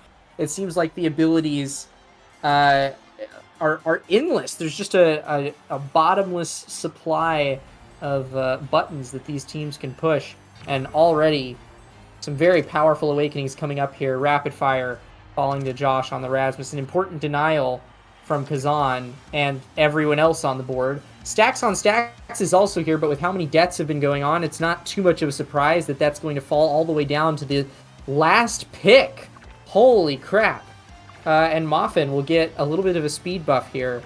So yeah, overall very, very nice. I can't help but recognize that Might of the Colossus, that was probably a denial from It's a Pineapple, as Moffin is running those powerhouse pauldrons. And this match is not going to be cooling down any faster as we move into set 2. No, absolutely not. And I mean, I just point out like what an insane supernova that was from Cows. Got the KO onto Moffin, bounced it up the black hole, and just set it up for It's a Pineapple to just dime it right in. This is absolutely stellar play, and I imagine we'll see more of that. It's a Pineapple boosting in right now. Going to find the rocket here to beat out Moffin's strike. PLX will go first on the board in set 2. It's looking pretty nice. That extra special, that Happy Star on Cows, is going to be absolutely massive. Like, there's already a lot of damage coming out from PLX, and now it's just going to be even more. Especially on Moffin, who has the stacks. If he does get taken out, not only is your goalie down, but your goalie also has a dead awakening for a little while. And now, as Plinkplonk have lost both barriers here, it's up to just Logan to try and even up the score a little bit. Firewall Sentry also coming out from J-Dog on the offense, but not going to be able to get too much going on that push. Moffin looking to maybe give him another chance, but it's Cows in the midfield, popping the supernova here. Unfortunately, he's going to send it a little bit backwards, though. Now it's a Pineapple, going to have to get it past just Logan once again. Over to Josh. Glitch Pop coming out, though. Cow's able to swap it, boosting in from It's a Pineapple. Has the flip up, burning it here. Shot to the middle. Good. Right between J-Dog and Moffin, setting up the perfect field goal as PLX have brought it to a quick set point once again. It definitely looks like PLX is taking advantage of Moffin being a little less familiar with the Asher goalie pick. Really putting the core up in Moffin's face really consistently, and it definitely seems like every once in a while the pressure just builds up a little bit too much, and PLX eventually will crack right on through, and they're consistently having the energy advantage here. It seems like just Logan and J-Dog are having to burn evades left and right with the Luna ult and the Vice ults coming out from every single direction. They will manage to stagger Josh, but not before Josh is able to break open the goal box once more. PLX looking quite strong in this match 1. Yeah, absolutely. Some great plays here. Piece of Pineapple boost in, and Josh just dribbling up the field right now. However, just Logan will be able to find the top spin KO. And an unfortunate bounce off the black hole does see PLX's barrier go down now, and just Logan with a core flip up as well. Could be a bit dangerous, burning it here. Since it's to the top side, it's a Pineapple. Not going to be able to catch that one, unfortunately. And it will be Plinkplonk putting themselves on the board here. A little ways to go to bring back this set, though. See if they'll be able to do it going into these rounds. Energy kind of reset all around, but It's a Pineapple will have a core flip up this set, and we've seen with that boost in, he's been able to wreak some absolute havoc in Plinkplonk's goal box. He'd be allowed to do that. Yeah, I will say something very unfortunate about the situation that Plinkplonk have found themselves in these first couple sets is just Logan really looking to take advantage of how much of a power buff Kazan gets in the overtime. But these points just have not been lasting long at all. They are easily ending before overtime hits very consistently.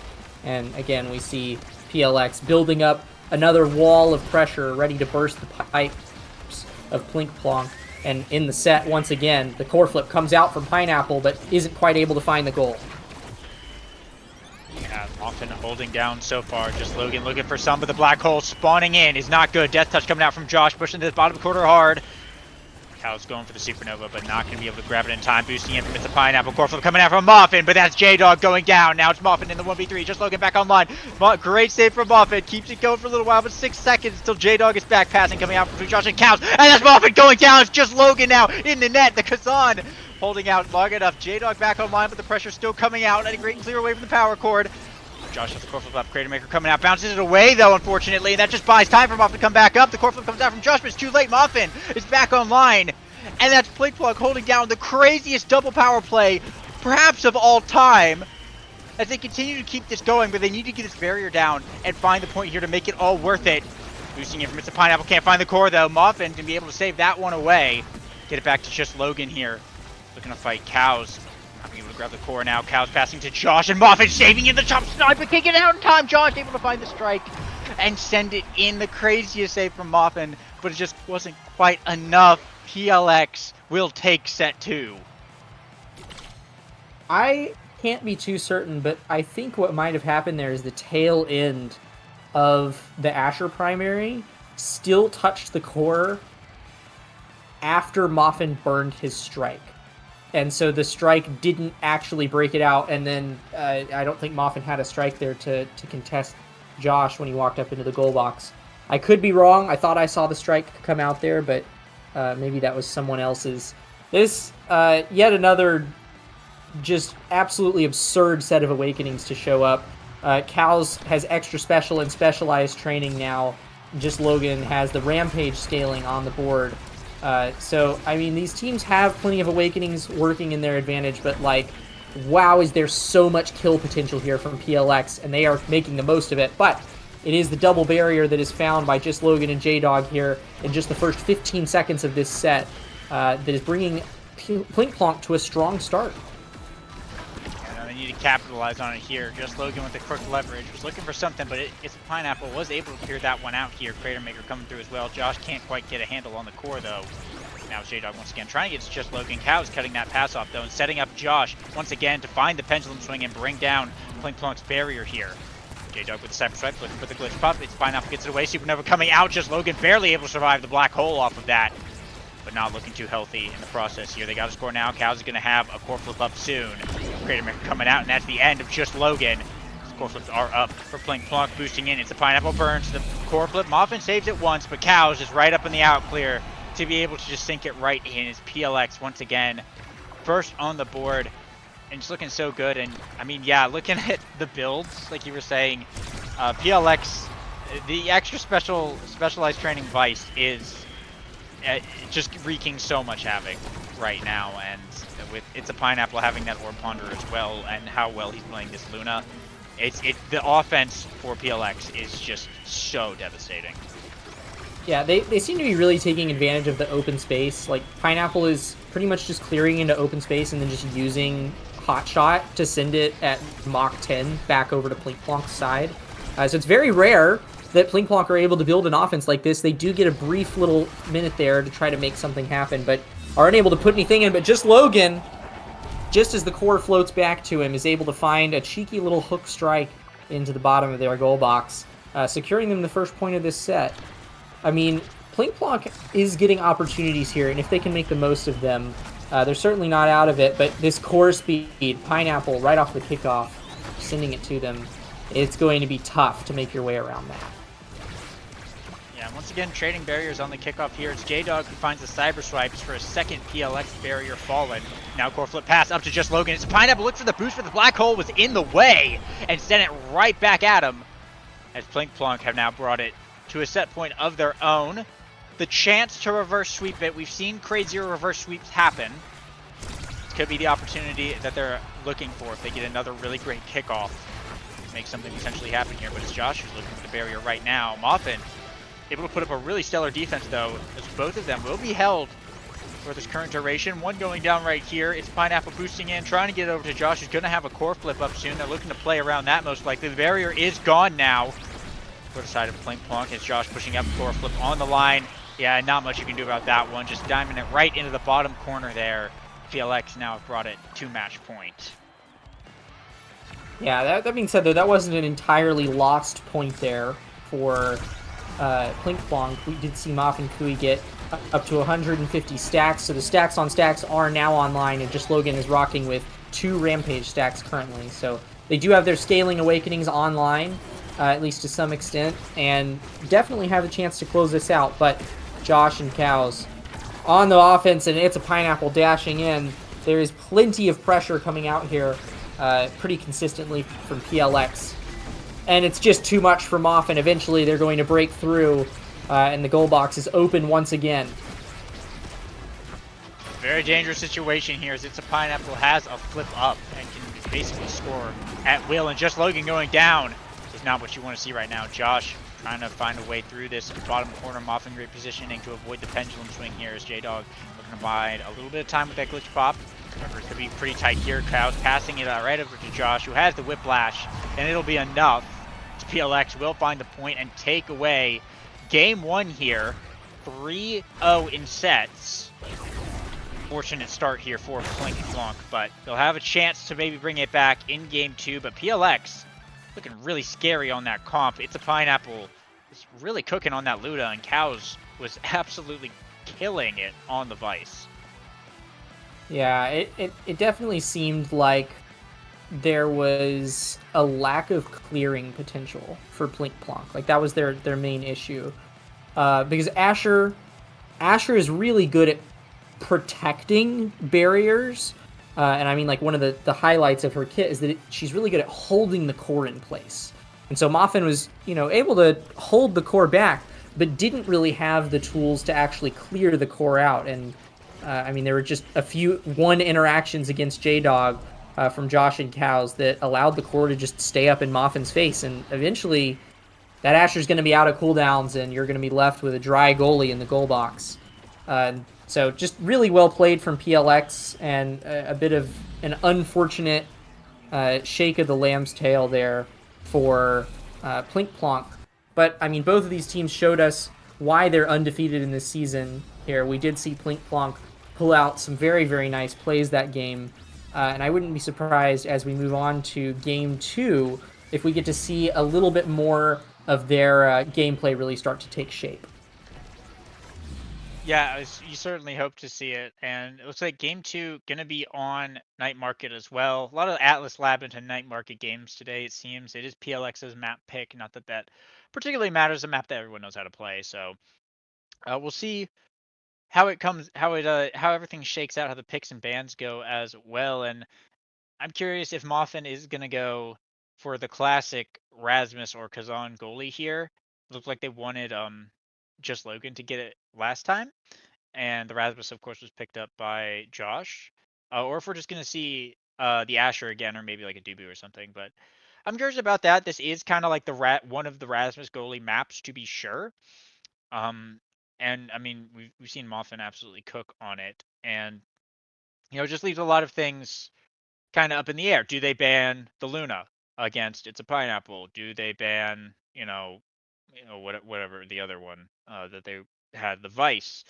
Um, what's the play? Or do you have to play around the whole Era X Mako thing being a massive strategy on this map? Could come down to starting Awakenings. It could just come down to comfort picks. We know J-Dog likes to play the Juno and has a really mean Juno at that.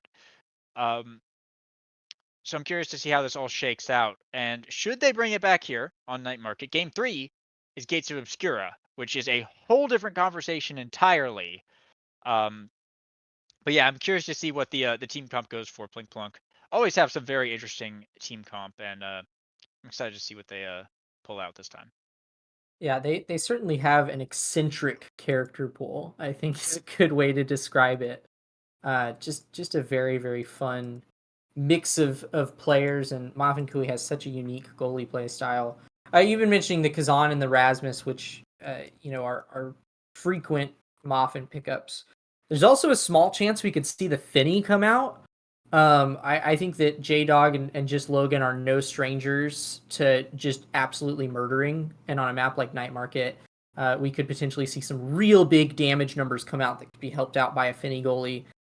Again, an unconventional goalie pick, definitely off meta, but it is a play in the Moffin Kui playbook, and I would like to potentially see something like that come out. Looks like we have an Among Titans rapid fire start here as well, which is interesting because we actually saw this same start, but on Gates of Obscura yesterday in Nassau, where it was speed versus cooldowns, and the speed ended up winning. Now, of course, that's the totally different factor, totally different teams on a totally different map. But it does leave the question: you're either, for the most part, your whole team's going Among Titans, unless you're running the X kitten comp, in which case you're getting 2 Titans and 1 rapid fire. Or if you're not doing that, then everyone's just going rapid fire. So I'm curious to see how this pans out because both those awakenings are pretty impactful in general and can kind of shape the way that this goes, just being how good that they are, without even having to be super flashy here. So as the teams are working on their bands, looks like actually we see Plink Plonk pull out the X band first. So kind of shutting down that kitten comp a little bit here. And there is the Kazan band coming out from PLX. Of course, it's going to be against both Moffin and just Logan, who was doing really good on that Kazan as well. And with the rapid fire start, makes sense. Yeah, I think that Zentaro pickup makes a whole lot of sense here for Plink Plonk, one of just Logan's other famous characters. We will see the Juliet come out here, presumably for uh, for PLX. We'll get to see Josh's Julie. That's a fun bit of alliteration right there. Yeah, Aimi Zentaro. That's a fun comp right there from Plink Plonk. Not at all surprised that we get to see that come out. And I'm assuming that that's the Rasmus goalie that you're looking forward to seeing right there. Most So likely. yeah, I think that's a very, very strong comp for Night Market. Aimi and Zentaro put up plenty of pressure in the midfield, as well as they put out a whole lot of damage. And then from PLX, we'll get to see kind of these players' standard picks. Yeah, and PLX also they picked the Juno to like kind of snipe it away from J Dog, force her onto the Imi once again. And looks like it's gonna be the Kai goalie coming out here from It's the Pineapple. So Julie, Juno, Kai feels like a little bit more of I guess a classic kind of team comp. Whereas Plink Plonk are going for something a little bit more versatile here with the Zen Imi forwards and of course the Rasmus goalie. So I'm curious to see how it pans out. I do kind of like it for Night Market, and I'm guessing that it's just a rapid fire start for them. And I wouldn't be surprised if it's an Among Titans start over on the other side of the field, if that is PLX's angle. So it could very well be the speed versus cooldowns um, battle once again here. Curious to kind of see how that pans out. But we're loading in right now, so I guess we'll find out in just a moment. Yeah, I do believe that this is a Pineapple Juno goalie as well. Oh, interesting. Um, I know that Pineapple is well versed in the Juno goalie. They're pretty familiar with the pick, and Cows obviously has played plenty of Kai before, one of their more notorious characters. So it does look like that's what we're getting here, and then everything as we expected from the side of Plink Plonk. I'm not certain what arrangements these guys are going to go for in terms of awakenings. It does look like on the side of PLX, we will see It's Pineapple going for Among Titans, and Josh and Cows both grabbing that rapid fire pickup. It's a triple Among Titans for the side of Plink Plonk. So an interesting asymmetrical start. Not typical that we get to see Among Titans used like this, but definitely interesting. It's going to be difficult for Pineapple to put up the same strike war contention that you would normally have with that debuff to size, but it's usually not how Juno goalie is playing anyways. So I'm sure they'll be able to make the most of it as we jump here into point 1 of match 2. Yeah, and one barrier going down here for the side of PLX right now. I'm a little bit surprised to see the triple Among Titans for Plink Plonk. I was kind of expecting the triple rapid fire, but I mean the speed is obviously going to be really good too for just getting around the map in general. But yeah, I'm curious to see how this ends up panning out. Like you were saying, it's an interesting use of the Titans on It's a Pineapple. Just to make Josh really, I mean, Cows gets to be a bit bigger too, but it's mostly for Josh, right? However, with an open goal now, I feel like it's going to be in a little bit of danger. J-Dog going to be having a core flip up in just a moment. Core flip now coming out from Moffin. Just sends it to the slime though. There's a little bit of time though for just Logan to kind of recover some stagger. Get back up into this midfield right now. Zenel coming out on the top side. Core flip getting burnt by It's a Pineapple. Try and send it into Josh. Can't quite catch it with the flurries though, unfortunately. Go back to the midfield here. Slime almost finds the shot from It's Pineapple, but nothing able to save away. Core flip from J-Dog, trying to send it to the top side. Just Logan not quite able to get in position quick enough, though. Now we hit it into this overtime here. Just Logan looking for a shot to the top. It's going to be enough of the Zen primary. So it'll be Plank Plonk starting us off. Yeah, I think that's a fun Zen primary right there. Most people would have thrown in a board flick right there. Just Logan sees the hesitation in Pineapple's eyes and just opts for the base primary anyways. And we did get to see Moffin Kui, as you predicted, on that comfort pick, held down the barrier for the duration of that point. So Plink Plonk certainly playing on a little bit more of their home territory this game, and hopefully are able to make the most of it. But Just Logan here is low. A little bit of a brawling skirmish there between Josh and Just Logan, but that Zentaro will live to fight another day, and the core flip from Josh will not find too much. Yeah, I mean, if there ever was a Rasmus goalie map, it's this in Clarion Corp. It's a really good pick here, and I think especially against Juliet, who, like, if she doesn't get the ball in her immediate vicinity, just can't really do anything with it. And the whole bit of Rasmus goalie is that you just don't ever let the ball get into their vicinity, so it's exactly where Moffin, like, needs it to be for dealing with that kind of forward brawler pressure. And so far it's paying off pretty well. Once again, PLX's goals are open, and Plink Plonk have one barrier to work with. Unfortunate situation there for It's a Pineapple. Tried to work out the best way to clear it out there, but Just Logan covering that top angle. We'll see Plink Plonk bring it to a comfy 2-0 on set point, looking for this first one, and of course coming up on this Zentaro here as well. Could be well over, though, burning it pretty quickly here, unfortunately with not a clean shot onto the barrier. We'll see it saved away. Be looking for more, though. It's Pineapple on the defense here. Back over to Josh Moffin with the death touch. We'll save it once, but not twice, as the barrier goes down for the side of Plink Plonk. And now it's actually PLX who are going to be having a significant energy advantage here. Maybe work with a little bit. Zenalt coming out from Just Logan. Cows burns the core flip to clear it out of there. Just the Pineapple pushing up into the midfield, dropping the slime here. But Josh, with the punch, will be able to bring down Plink Plonk's final barrier here. Core flip coming out from It's a Pineapple. Trying to get into this corner. Josh can't quite get a hold of it, though. Moffin will be able to find these clears. Still a little bit of work to do as It's a Pineapple is pushed way up. Playing a lot of solid offense here. Has two barriers to work with, of course. So can afford to kind of do that. Just like Cows with the barrage, he'll be able to walk it right in. Josh with the dash punch to follow up will be enough to put PLX on the board. Yeah, it did cost them a lot. I mean, we saw, two core flips get burned and plenty of cooldowns, but it's also costing them a lot of stagger to put up these offenses. I mean, Moffin Kui on the Rasmus goalie. Rasmus goalie can put out a lot of damage, especially with pauldrons.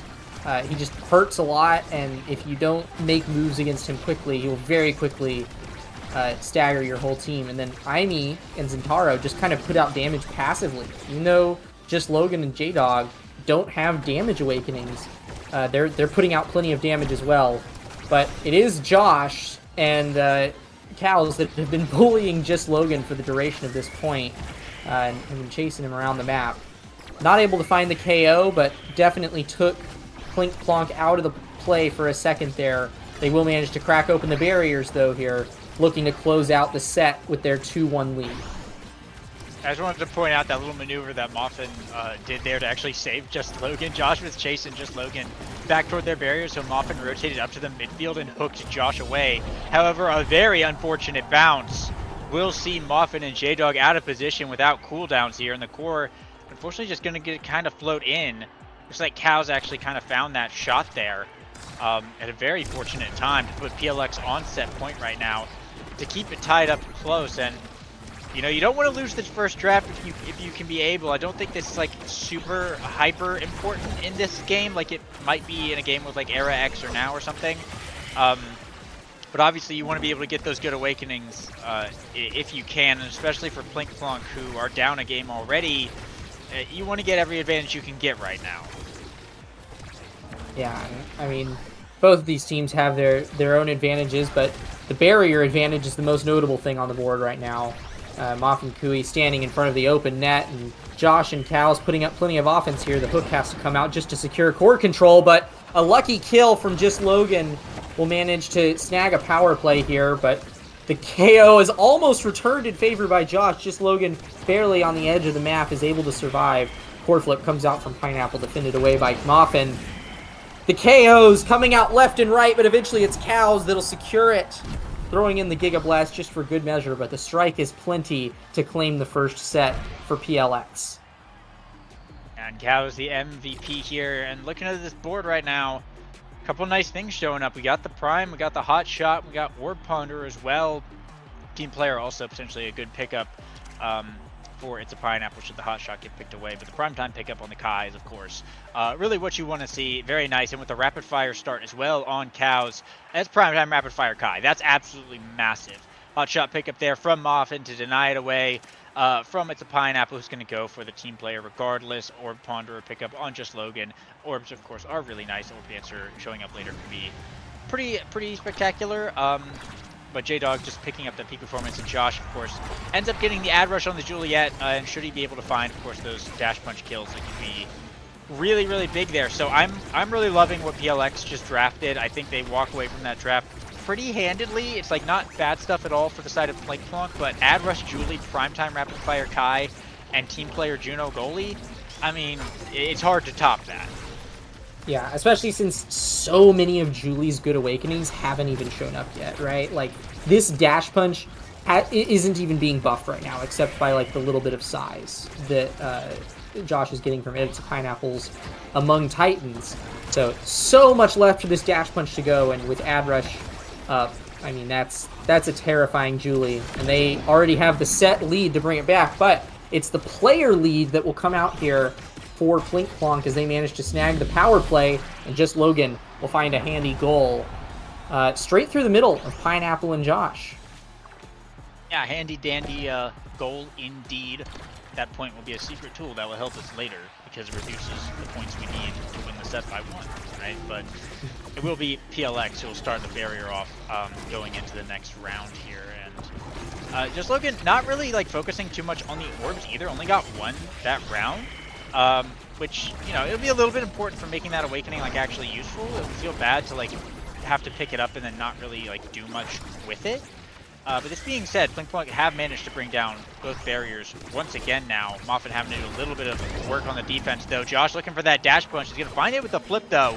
And that's Moffin taken off the board though. But just Logan push it up. It's a Pineapple barely able to save that one away. As J-Dog and just Logan are playing the 2v3 game and making PLX actually have to work here. The barrier still standing up, of course, just going down as soon as Moffin respawns here.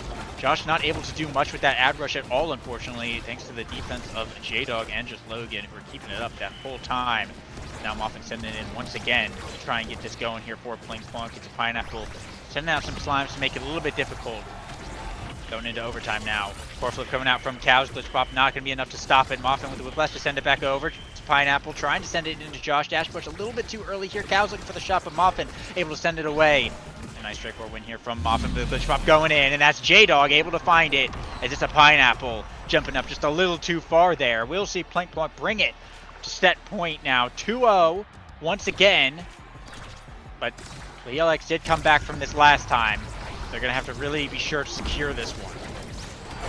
Yeah, I mean, I agree with you that the draft was won for PLX, but, I mean, the plays that are just so strong here from Plink Plonk. In spite of the awakening disadvantage, they crack open the barrier immediately.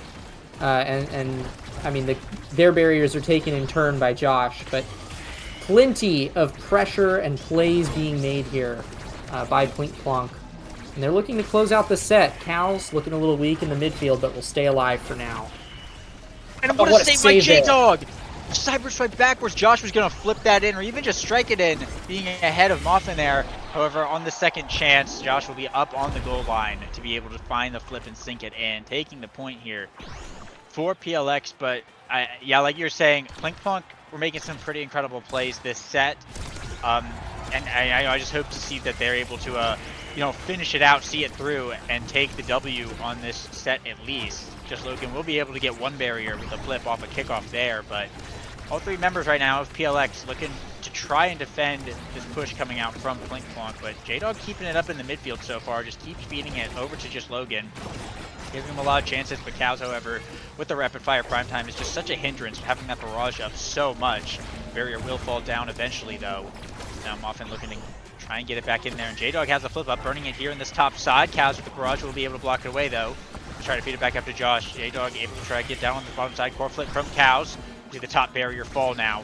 It's a Pineapple jumping in. Not going to be able to find much on that play. It's going to get back to just Logan. He's going to look for a shot to the bottom. And it's a Pineapple. Can't find the slime.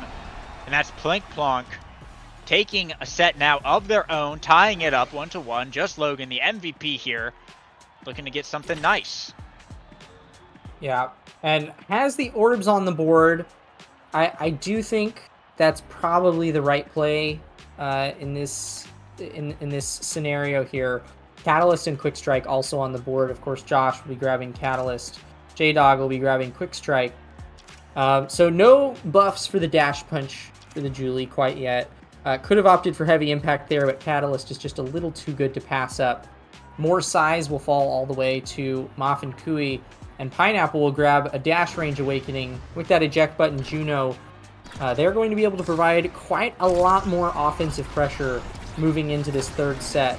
So both of these teams definitely get some pretty huge buffs, but I'm looking at that Orb Exodia and Quick Strikes on J-Dog and Just Logan, and I think that was a Plink Plonk 1 draft.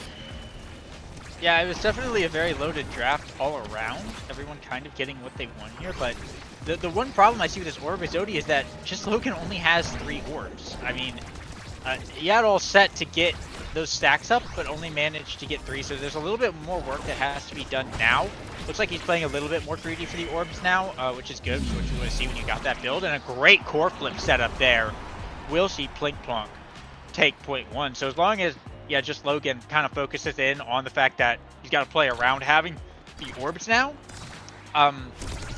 you know, it's going to be pretty big for Plink Plonk, because even like Orb Dancer on Brawlers, everyone, you know, thinks orbs on goalies is, you know, the thing, which obviously it is. It's really, really strong, but Orb Dancer on Brawlers is also incredibly powerful, and on someone like Zentaro as well, having that Ponderer for those extra cooldowns, which is what you're kind of relying on, is pretty massive. So Just Logan could be a real threat to It's a Pineapple in these sets, and both barriers down now. It's Pineapple burning the core flip.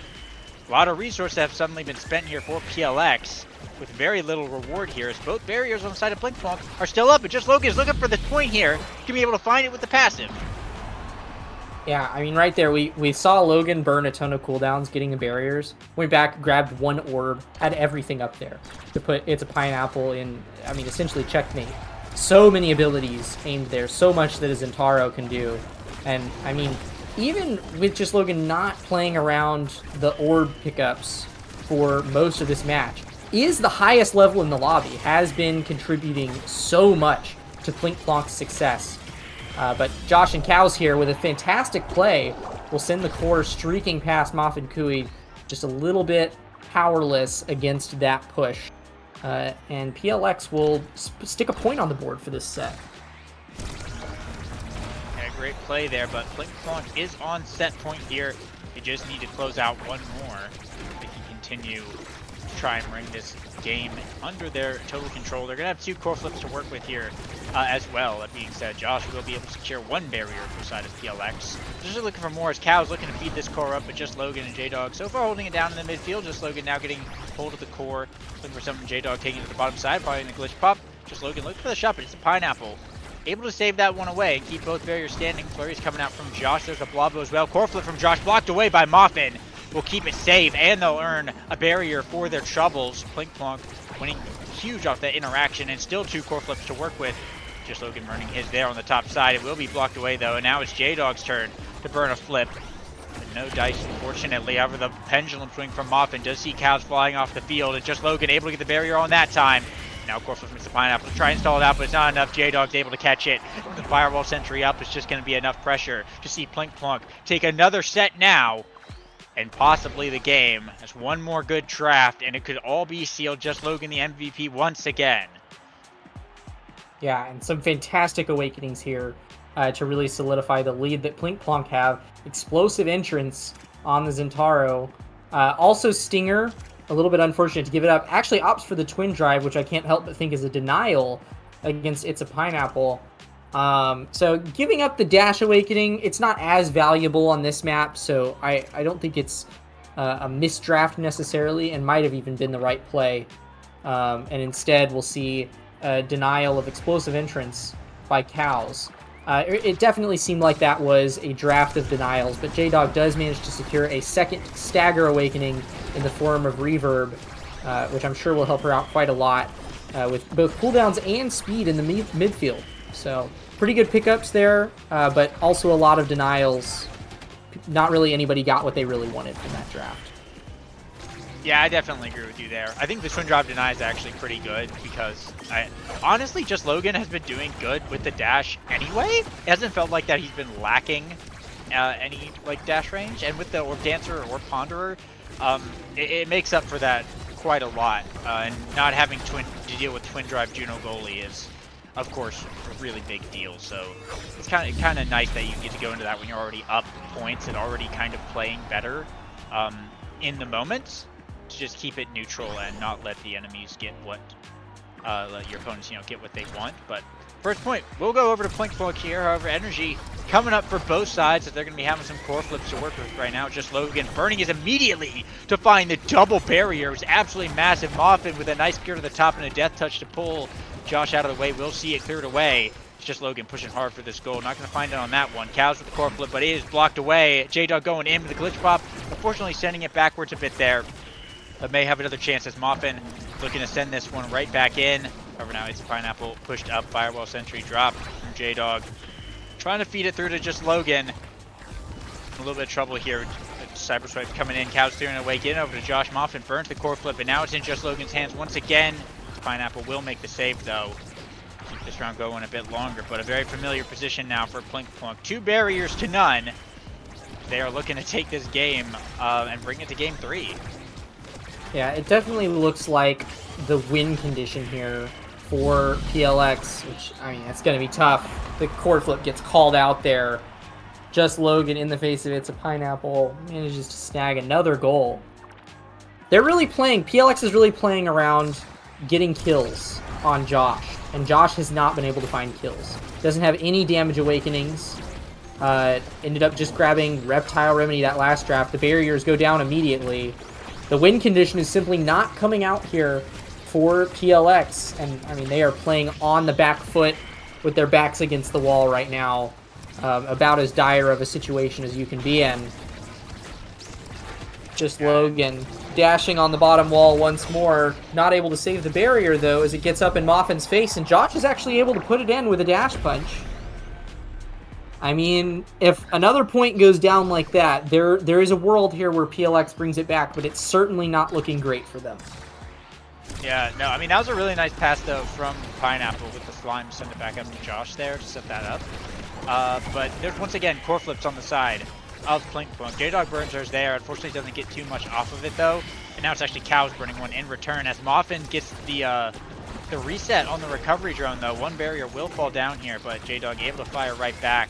Barrier for PLX here. The Firewall Sentry coming out, and a core flip from just Logan will be enough to bring down the second one for PLX now.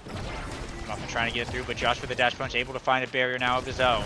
Both sides opened up here. It's a Pineapple in a tight situation, trying to get it over to Cows, and Moffin not letting Josh touch this core at all. It could mean death should this core flip be burnt here, and it will in fact on Josh. He gets stalled out though. Moffin burns the core flip a little bit early, but will be able to save the goal away regardless. Get it back now into the hands of J-Dog. Look at the cyber side from the top side. The slime's coming out. There's a Firewall Sentry. Just Logan getting in the mix. Forces out the core flip from It's a Pineapple. Now Moffin once again trying to get it back in there, but It's a Pineapple jumping a little too far there. And as I get a massive lag spike, we see Plink Plonk take the game, and we will be going to the coveted Game 3 on Gate of Obscura. Yeah, I mean, as far as Gates goes, definitely a radically different map from either of the games that we just saw. So I'm really honestly not sure what to expect here. I think that, honestly, it was just the comfort picks coming out here for Plink Plonk that really allowed them to secure that victory. Having Moffin fully fledged, where we know and love Moffin to be, on those comfort goalie picks seemed to be really, really big for them. And even with Cows running away with 228 redirects on Kai that game, the midfield pressure there from Plink Plonk was just way too good. They were getting really high value core flips. It seemed like they always had more cooldowns up compared to PLX. So yeah, just good character drafting, in my opinion, from Plink Plonk, and played into their win condition very well. I'm not sure what angle these teams are going to take on Gates of Obscura. Because I mean it's definitely rarer that we see the unconventional goalie picks come out on Gates, right? It's usually a pretty cut and dry. You grab your favorite melee goalie, you hold down the pocket, clear it to your forward through the portal. But both of these goalies on these teams are known for going for ranged goalies for It's a Pineapple, and then those like unconventional long ranged melee goalies for Moff and Kui. So I have nothing to expect here. Do you have any predictions as to what comps these teams might draft here? I honestly have no idea. Um, I think if you're PLX, you need to get rid of the Rasmus.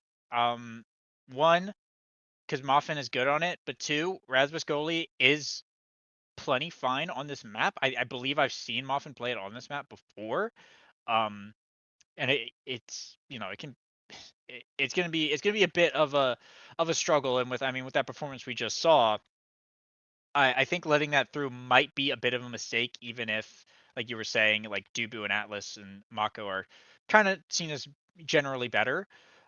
Um, but yeah, I am curious indeed. It's a very different map from Night Market. I think honestly, Plink Plonk could kind of run the same thing that they've been doing, um, and it would be fine. I liked what I saw with the Aimi Zen Rasmus there.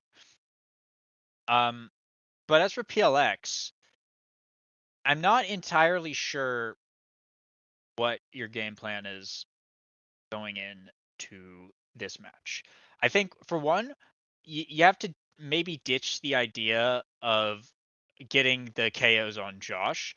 Because like if it didn't really work on Night Market, a map that's already kind of like Juliet bias, and it may just be that he went slicks instead of pummelers. He got close sometimes, but even when he got the ad rush procs, it just didn't pay off all that well. It may be an angle of like ditch that idea and just focus on the core, right? Yeah. Um, like we were seeing in that first game where Josh was on Rasmus and you had the Vice and you had the Luna as well. I don't necessarily think you do the Luna again, but I could see the Vice Rasmus getting run back here, honestly, or even a different midfielder, maybe like a Stal or something. Well, and I But know I that think Josh does have an Asher as well. I wouldn't be yeah, surprised if we get to see Asher, known for that's playing the pockets on this map pretty effectively. That's true. That's true as well. I personally though, I think you just pick the Rasmus if you're PLX. You denies it from Muffin and you get it on Josh, and I think you're looking pretty good. That's like step one, right? Yeah. Yeah, and who knows, maybe we get a weird team player curveball in here that forces out a pick ban on Kazan. Because I mean, Oh, team player Kazan goalie is pretty nasty, and on Moff and Kui, the Kazan goalie aficionado, that would be a dangerous go at it. No word on the starting notably, awakenings yet, but I mean, there are plenty of curveballs that could be thrown out here for these character pools. I notably I though as well, love. right? It's not just the character pools, but it looks like we're getting some subs in for PLX. Vaga getting brought in on the goalie for It's a Pineapple, and Zay Forever becoming the new forward here is I think it looks like Josh getting rotated to midfield perhaps. Um, but yeah, cows and pineapple are going to be out for PLX. So suddenly a massive wrench has been thrown in our predictions as a complete roster almost overhaul for PLX is going to be happening for Game 3. Well, and this makes sense. I was talking about the importance of or the prevalence of melee goalie picks on this map. Vaga, known for playing melee goalies, right? Especially like Mako and Atlas. So yeah, I mean suddenly the back line of PLX is looking quite strong and favorable on this map. And then Zay Forever and Josh, I'm not entirely sure what comp they're going to run here in terms of those two players. Your guess is as good as mine, but certainly shaking it up by bringing in a new second forward there. Honestly, you were talking about the Asher forward earlier, and honestly, I could see Zay running that, and Hmm. like that could honestly be a very real thing that we see. I wouldn't be surprised at all. But the Rasmus as well, it could just be a pick like that. So yeah, I don't really have a big idea, I guess, of what to expect. Um, at least not until we see the starting awakenings. Here, as that's obviously going to play a big part in it as well. But Gates in general, it's just a map. We've been seeing it a lot, kind of this season all around, where it's either it becomes pretty clear that one team knows how to play the map better than the other in a lot of cases. Hmm. Even if both teams maybe go into it thinking, "Oh yeah, we're good at this map." One team always seems like they're just that much more comfortable on it, and it ends up playing kind of a big role in how a lot of these games play out. So leaving it for game 3 um was pretty interesting here, and it looks like what happened was PLX banned Clarion, right? And so Plink Plonk took away Demon Days and said we'd rather play on Gates than Demon. So it's maybe a little bit on them. I can understand the Demon ban if you're not like super prevalent on KO comps. But I'm curious to see how this is gonna plan out. And if Plink Plonk, well, I guess almost PLX, right? They banned Clarion, which is like one of the big three. So they took away the neutral. They said we're either going damage or we're going gates. So it almost makes me think that PLX has some kind of idea of like what they're doing on this map if they're willing to leave it up like that late into the map draft. Yeah, yeah, that's I. Well, I mean, obviously, neither of these teams would have left it up if they didn't feel comfortable here, if they didn't have a game plan.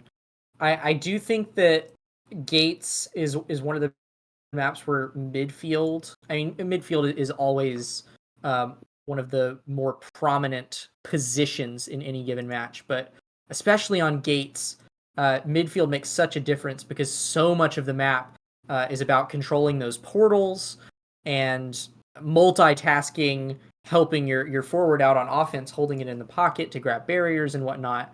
There's so much that a midfielder has to do here, and I think that with these teams having such notable midfield players. I mean, of course, it is the North American Strikers League. They wouldn't be here if they weren't prominent.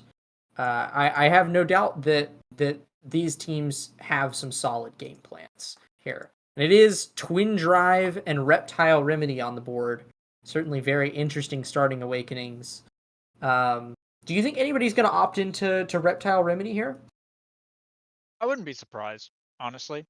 Um, but I think we'll have to see what the picks end up being. But Twin Drive isn't necessarily like ideal on everyone, and Reptile just one, it's really good survivability, but also it just lets you build into stagger a lot more. So it could honestly be an angle depending on what the pickups are. However, we are seeing that Asher come out as a ban from the side of Plink Plunk, and PLX of course banning away J Dog's Juno.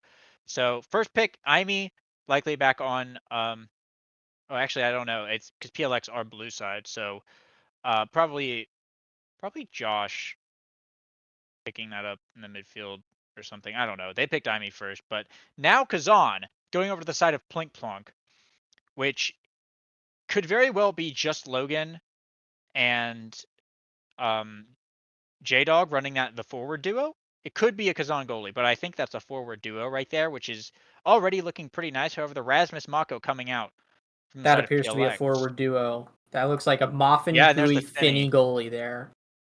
Yeah, okay, that's an interesting team comp indeed. Because the now Kazan is obviously really good. It's kind of Era X, but like a little harder to run, but potentially better if you can do it. Um, and then with the Finny to back it up, it could be a little bit of a potentially a kill angle. The Rasmus getting sniped away there by PLX is obviously pretty big. We were talking about it a bit earlier. Um, as it's either Zay or Josh running that on the forward position. And then, of course, the Mako goalie just to back that up. So both these teams with pretty solid comps, but that Finny goalie is maybe a little bit concerning. I think a lot of weight now falls to J Dog. You were saying it earlier how it's a midfield oriented map, but a lot of weight is going to be falling to J Dog to just be able to put up the defense because I mean Rasmus. have a lot of very strong single hit abilities that Finny is going to perhaps struggle against should they be allowed to get up in Moffin's face. Yeah, I think that it is definitely going to be a game of keeping the core at bay. But I mean, I think we're eyeing a triple twin drive pickup here for Plink Plonk for sure. All three of their characters are three of the best twin drive users in the game. Of course, Kazan essentially gets double the effect. Finny with the shortest secondary cooldown in the game, she can throw those out left and right. And with a Finny goalie on the board, I wouldn't be surprised if it's a triple reptile remedy for the side of PLX. But I guess we'll have to see if those suspicions come to reality. We're jumping into the draft now. I mean, we've already seen the draft, but finally locking in these picks and getting to head into our exciting conclusion of a match 3. Yeah, and looking at And this now, actually just Logan opted for the Reptile Remedy over Twin Drive, interestingly enough. So said, hey, this Kazan guy, that's kind of low stagger. Let me remedy that a bit. But Twin Drive is, of course, as you said, very powerful on the character. And meanwhile, Vaga did go for the Twin Drive on the Mako, which is, of course, really good on that character as well. But Josh and Zay also going for the mini lizard there for some stagger scaling and survivability against the potential damage of Blink Block. Yeah, well, and a very strong start here. Just Logan already getting plenty of redirects and shots, and it won't be too long before he's hitting level 2 here and unlocks the other half of the kit. And J-Dog and Logan are putting up plenty of pressure on this barrier, while Josh contests Moffin on the enemy side of the field, just trying to, I guess, brawl this Finny. I don't know how much that works, but the barrier will get taken by Logan and J-Dog, and almost grabs the goal there, but Vaga barely manages to snag the core before it flies in. But a flip from J-Dog snags the first goal here. And Blink Plonk looking very, very strong. 3 characters that they're pretty comfortable on. At least Moffin and Logan looking highly comfortable on their forward and goalie picks. But without a doubt, still so much to read here. So much more can happen in this game than what we just witnessed. But it does seem like we're seeing a bit of a run back as both of the barriers immediately go down and another goal is scored. Holy crap. Yeah, just Logan is pretty good on the Kazan. We saw it in the first match, even though PLX ran away with game 1. But in a bit of a different environment now, and with J-Dog on the now, to be able to provide some of that speed boosting and, of course, the survivability in general, and PLX not running as much damage as they were nearly at all is in the first game. It becomes a lot easier for just Logan to cook. This being said, that is going to be J-Dog going down there, and the power play starting for PLX. However, just Logan doing a very good job of controlling the core and bought a lot of time there for J-Dog to potentially respawn. And there she is, back online, able to clear the core out, and 2 core flips up now for Blink Plonk. Just Logan burning his right there, gets the barrier off of it as well. Clear from the portal is not going to be successful from Vega. It's going to be sent right back in now from Moffin. J-Dog looking to cook once more. Right now 1v2ing, and with the hook into strike around Zay Forever, we'll be able to think it right in. The core control being shown by just Logan right now is pretty astonishing, as Plink Plonk will take set 1. Yeah, this is nothing like the Plink Plonk that we saw in that game 1. Suddenly incredibly comfortable and pulling out a 3-0 first set. The Orb Dancer immediately denied away by just Logan from Zay Forever, who is also hounding after it. Instead, we'll opt further into the stagger scaling by grabbing Reverb, and J-Dog will make sure that the other Stagger Awakening bulk up doesn't fall to the rest of the squad. That 1-2 punch Finny is going to be putting out a lot of damage, but if Josh can stay alive, that Rampage could provide a bit of set scaling here for PLX that could give them the edge. I do think that draft has to be given over to Plink Plonk, though. So much of what they want is on the board. Just Logan getting more speed, and Moffin putting out more damage, and getting more core control in overtime. I think both of those things are going to put in a lot, but Zay snags a kill onto just Logan right there. Yeah, I definitely agree with that. I really liked what Plink Plonk got away with there. However, they're going to have to survive this power play here, and it looks like Josh with the Death Touch will be able to earn second barrier now. J-Dog is back online, but presented with a bit of a defensive challenge right now. They will be able to convert off of it fairly easily, though. Now pass up to just Logan, looking for this pop-up. Not a favorable angle, though. We'll see the match continue on here as Corflip having to get burnt here by Muffin, but Zay has the firewall sentry up in the center now. A portal pass from Vaga to Zay. Sees the Corflip get burnt, but it will be blocked away now. So looking to continue once again through the portal. However, just Logan is there to send it back in now for Plinkplonks. They look to get something going of their own. Just Logan passing down to the now primary. Doesn't quite get it in as Vaga is able to save that one away, but we are in overtime now where things get a lot more volatile here. Muffin goes through the portal here. J-Dog looking to set something up with the primary. Gets over to just Logan, who can't quite press the point. Should be okay for now. Corflip coming out from J-Dog will get blocked away, but it's just Logan now. Looking for a shot to the bottom. Zay will find the block once again through the portal. Zay trying to send it up over to Josh. However, it is just Logan once again following the Kazan flowchart to the T. Be able to sink it right in. The dash hook into strike, right into the top corner. Beautifully placed shot. We'll see Plinkplonk first on the board once again.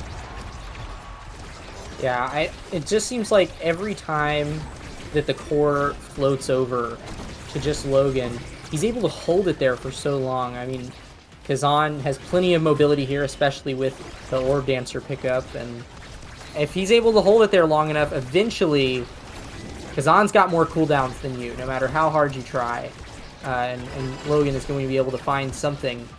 And yet again, keeping up the barrier offense, grabs the second barrier, and the pattern continues. Just Logan scores another goal, and absolutely running the match right now.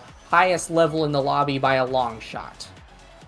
Yeah, just Logan is absolutely locking in this game. Looking like the real MVP right now for Plinkplonk. Muffin and J-Dog doing a lot here as well, but just Logan with all the flashy plays and the gold, of course, running the show at the moment here. However, it is Josh with the Corflip who will be getting one barrier for the side of PLX. Stay Forever standing right behind him, looking to keep this up. Vaga sending it through the portal here, but just Logan able to recover. The Ensnare Drums having to come out to shut down whatever play was about to just happen there. And just Logan taking a lot of damage. PLX maybe looking for a bit of a kill angle here. It's just Logan getting taken out of the play, having to get some orbs to heal up. Corflip coming out from Muffin. We'll see it sent away here, though, as the power, well, not the power play, but the offense starting for Plinkplonk. They're going to get one barrier here. Looking for two, doesn't quite get it. Barely missed that, but they do get Vagus Corflip. However, Josh on the other side will be able to bring down a barrier for the side of PLX. Now it's just Logan who gets a barrier in return. Both sides open now. Muffin needs to find a way to clear this out here. Back in the hands of Vaga through the portal. Get away from Zay a little bit. Trying to send it in, though. Just Logan. We're going to try and grab this core, and Snare Drum's coming out in overtime as J-Dog. We're going to push up, but Zay Forever with it. Let's probably looking to send that away. Death Touch coming out from Josh. J-Dog able to intercept it in time. Get back in there for Plinkplonk. Josh pushing up in his bottom corner, though, with a bit of speed boost. Going to be able to find a shot to the top here. PLX will be able to put themselves on the board this game. Both Plinkplonk still on set points. It's pretty scary. Yeah, it took a lot for them to be able to get there, and I can't help but think that the 5 Rampage stacks that Josh has is helping him out quite a lot. It does seem like the current ruler of the midfield is Plinkplonk, though. They are ruling those portals and are able to apply so much pressure. A beautiful core flip pass there will secure them the point and the set. I mean, you talked about how important it is that your team knows the gimmick of the map and can really play around it. It certainly seems like Muffin and J-Dog have been locking down those portals a lot better than PLX have, and they're being rewarded for it here with a 2-set lead. Lots of good awakenings here on the board as well. The Stagger Awakening being taken away by just Logan, but the extra special is picked up by Zay, so more of those Firewall Sentries are going to be providing a lot more pressure. Muffin Kui, though, managing to snag the Unstoppable. That's a big pickup up against Erasmus. And I mean, even though Josh has already been struggling to even get offensive opportunities against Muffin Kui, the defense is now even more secure. Now, once again, a pretty nice draft for the side of Plinkplonk. Explosive entrance as well on J-Dog. Just going to be even more speed in the midfield. Like you were saying, Plinkplonk are kind of already owning that, and actually, just Logan popping the now secondary right there is actually going to find the KO. On to Zay Forever, and yeah, off the power play, just going to be able to basically force it right in there as Plinkplonk continue to look pretty dominant this game. Just Logan has max orbs. Josh has no rampage stacks, only one prize fighter stack, so he can't even like do that much on the Rasmus yet, because I mean, we're saying it earlier, right? J-Dog has to like do a lot on the defense because it's gonna be hard for Finny to hold, but she's absolutely been doing that, and Moffin has been putting in a lot of work as well. It's been so difficult, it seems like, for PLX to be able to score. Meanwhile, you have just Logan over here, just kind of getting barriers and getting points almost at will. And core flip burnt from Vaga, but just Logan just blocks it with the top spin, and that's Blink Plunk on series point. Yeah, this is a sweeping advantage for Plink Plonk here. The one way that I can see them bringing it back, yep, I see it right now, putting Zay Forever on the portal side and hoping that he can lock down, because, I mean, that midfield control is going to be critical for them. But, I mean, the core just floats right back up into the hands of Logan and J-Dog, who are putting up this oppressive, menacing offense. The core flip comes out from Moffin, intercepted by Zay. Plink Plonk looking to close out the set here and holding the barrier strong. Yeah, just Logan has a flip up. Vaga trying to clear to the top. Just Logan goes for the hook, but misses the flip, unfortunately. You gotta be patient, though. Don't need any silly mistakes right now. So far, J-Dog wasn't able to get anything going there, but just Logan looking for another shot here. The crook leverage down to the bottom side. J-Dog is there, looking to force it in. Vaga is able to save that one away and get it back over to Josh. Has the whiplash, but so far no barrier. Strike boards are being won by Moffin at the moment, but Zay coming out of the portal now. Josh burnt the core flip, but the barrier still goes down anyway. Now both sides are open. Josh looking for a shot to the bottom. Moffin saves that with a strike shot, but back to the portal. Gonna be in J-Dog's hand. Moffin bringing it down to the bottom side. Top spin coming through. Back able to save it, but it's J-Dog with the primary to send it through. And that's Plink Plonk taking it all the way, winning in game 3. 3-0, 3-0 right now. As they let PLX get 1 point on the board. And it will be Plink Plonk who remains undefeated in NASA 4-0. Yeah, fantastic game there from Plink Plonk, especially, after seeing them struggle so much in game 1, getting to watch them shine in those last 2 games, and just, demonstrate why they deserve to go undefeated here, was very, very cool. Just Logan getting to show off the Kazan skills, far out redirecting everyone else in that game with 128 redirects. No one else in the match even breaking 100. So yeah, just incredibly dominant pressure there. It seemed like Vaga was never quite able to clear it around Logan, and he was just always up in their face. I mean, Plink Plonk closed that out solidly. That was an incredibly well-earned victory from them. Yeah, absolutely. After seeing them kind of struggle in game 1, to see them come back in the last 2, like you're saying, and put on such a great performance, especially that last one. I mean, they knew the map better. They knew, I guess, the characters better, or whatnot. But it was a great performance from Plink Plonk. They played so well together, as they have pretty much the entire time that they've been together. And now they're 4-0. I mean, 1, their playoff chances look really great, and 2, if they manage to carry that undefeated record all the way, I mean, that's just obviously really awesome and what you want to see. But yeah, a really good day for Plink Plonk fans, in the face of, a very scary team in PLX, who definitely have their strength and are still looking to be, one of the teams to beat. But today it is Plink Plonk who will remain on top, and all 3 members just looking absolutely crazy, because now you got to ban Rasmus, you got to ban Juno, you got to ban Aimi, you got to ban Kazan. Like, this team plays weird picks, but they play them so well, and they're just diverse enough that there's not a lot you can do about it. And I love what they always put on a show. I love watching them play, but yeah, that was pretty incredible. Um, but with that, you have anything else to say, Cloak, before we leave? Yeah, I think you hit the nail on the head. Plink Plonk beating the one trick allegations. These guys know what they're doing, and that's why they're remaining undefeated. That was a fantastic series. I had an incredible time casting with you today. And yeah, we'll be coming back next week, same time as always, season 4, week 5. Other than that, y'all have a fantastic day. I don't know if we're moving on to more tournaments or if we're closing out for the day. Nah, that's it. Um, that's it. That's it for Yeah, Bestie in that's Slot all that we today. have. That's all that we have today. Just those 2 series. But yeah, thank you everyone for watching. GG's to the teams. Congrats, Plink Plonk and LLC. They did win. Yeah, I believe it. Yeah, on the wins. But that's all for now. Goodbye. Goodbye.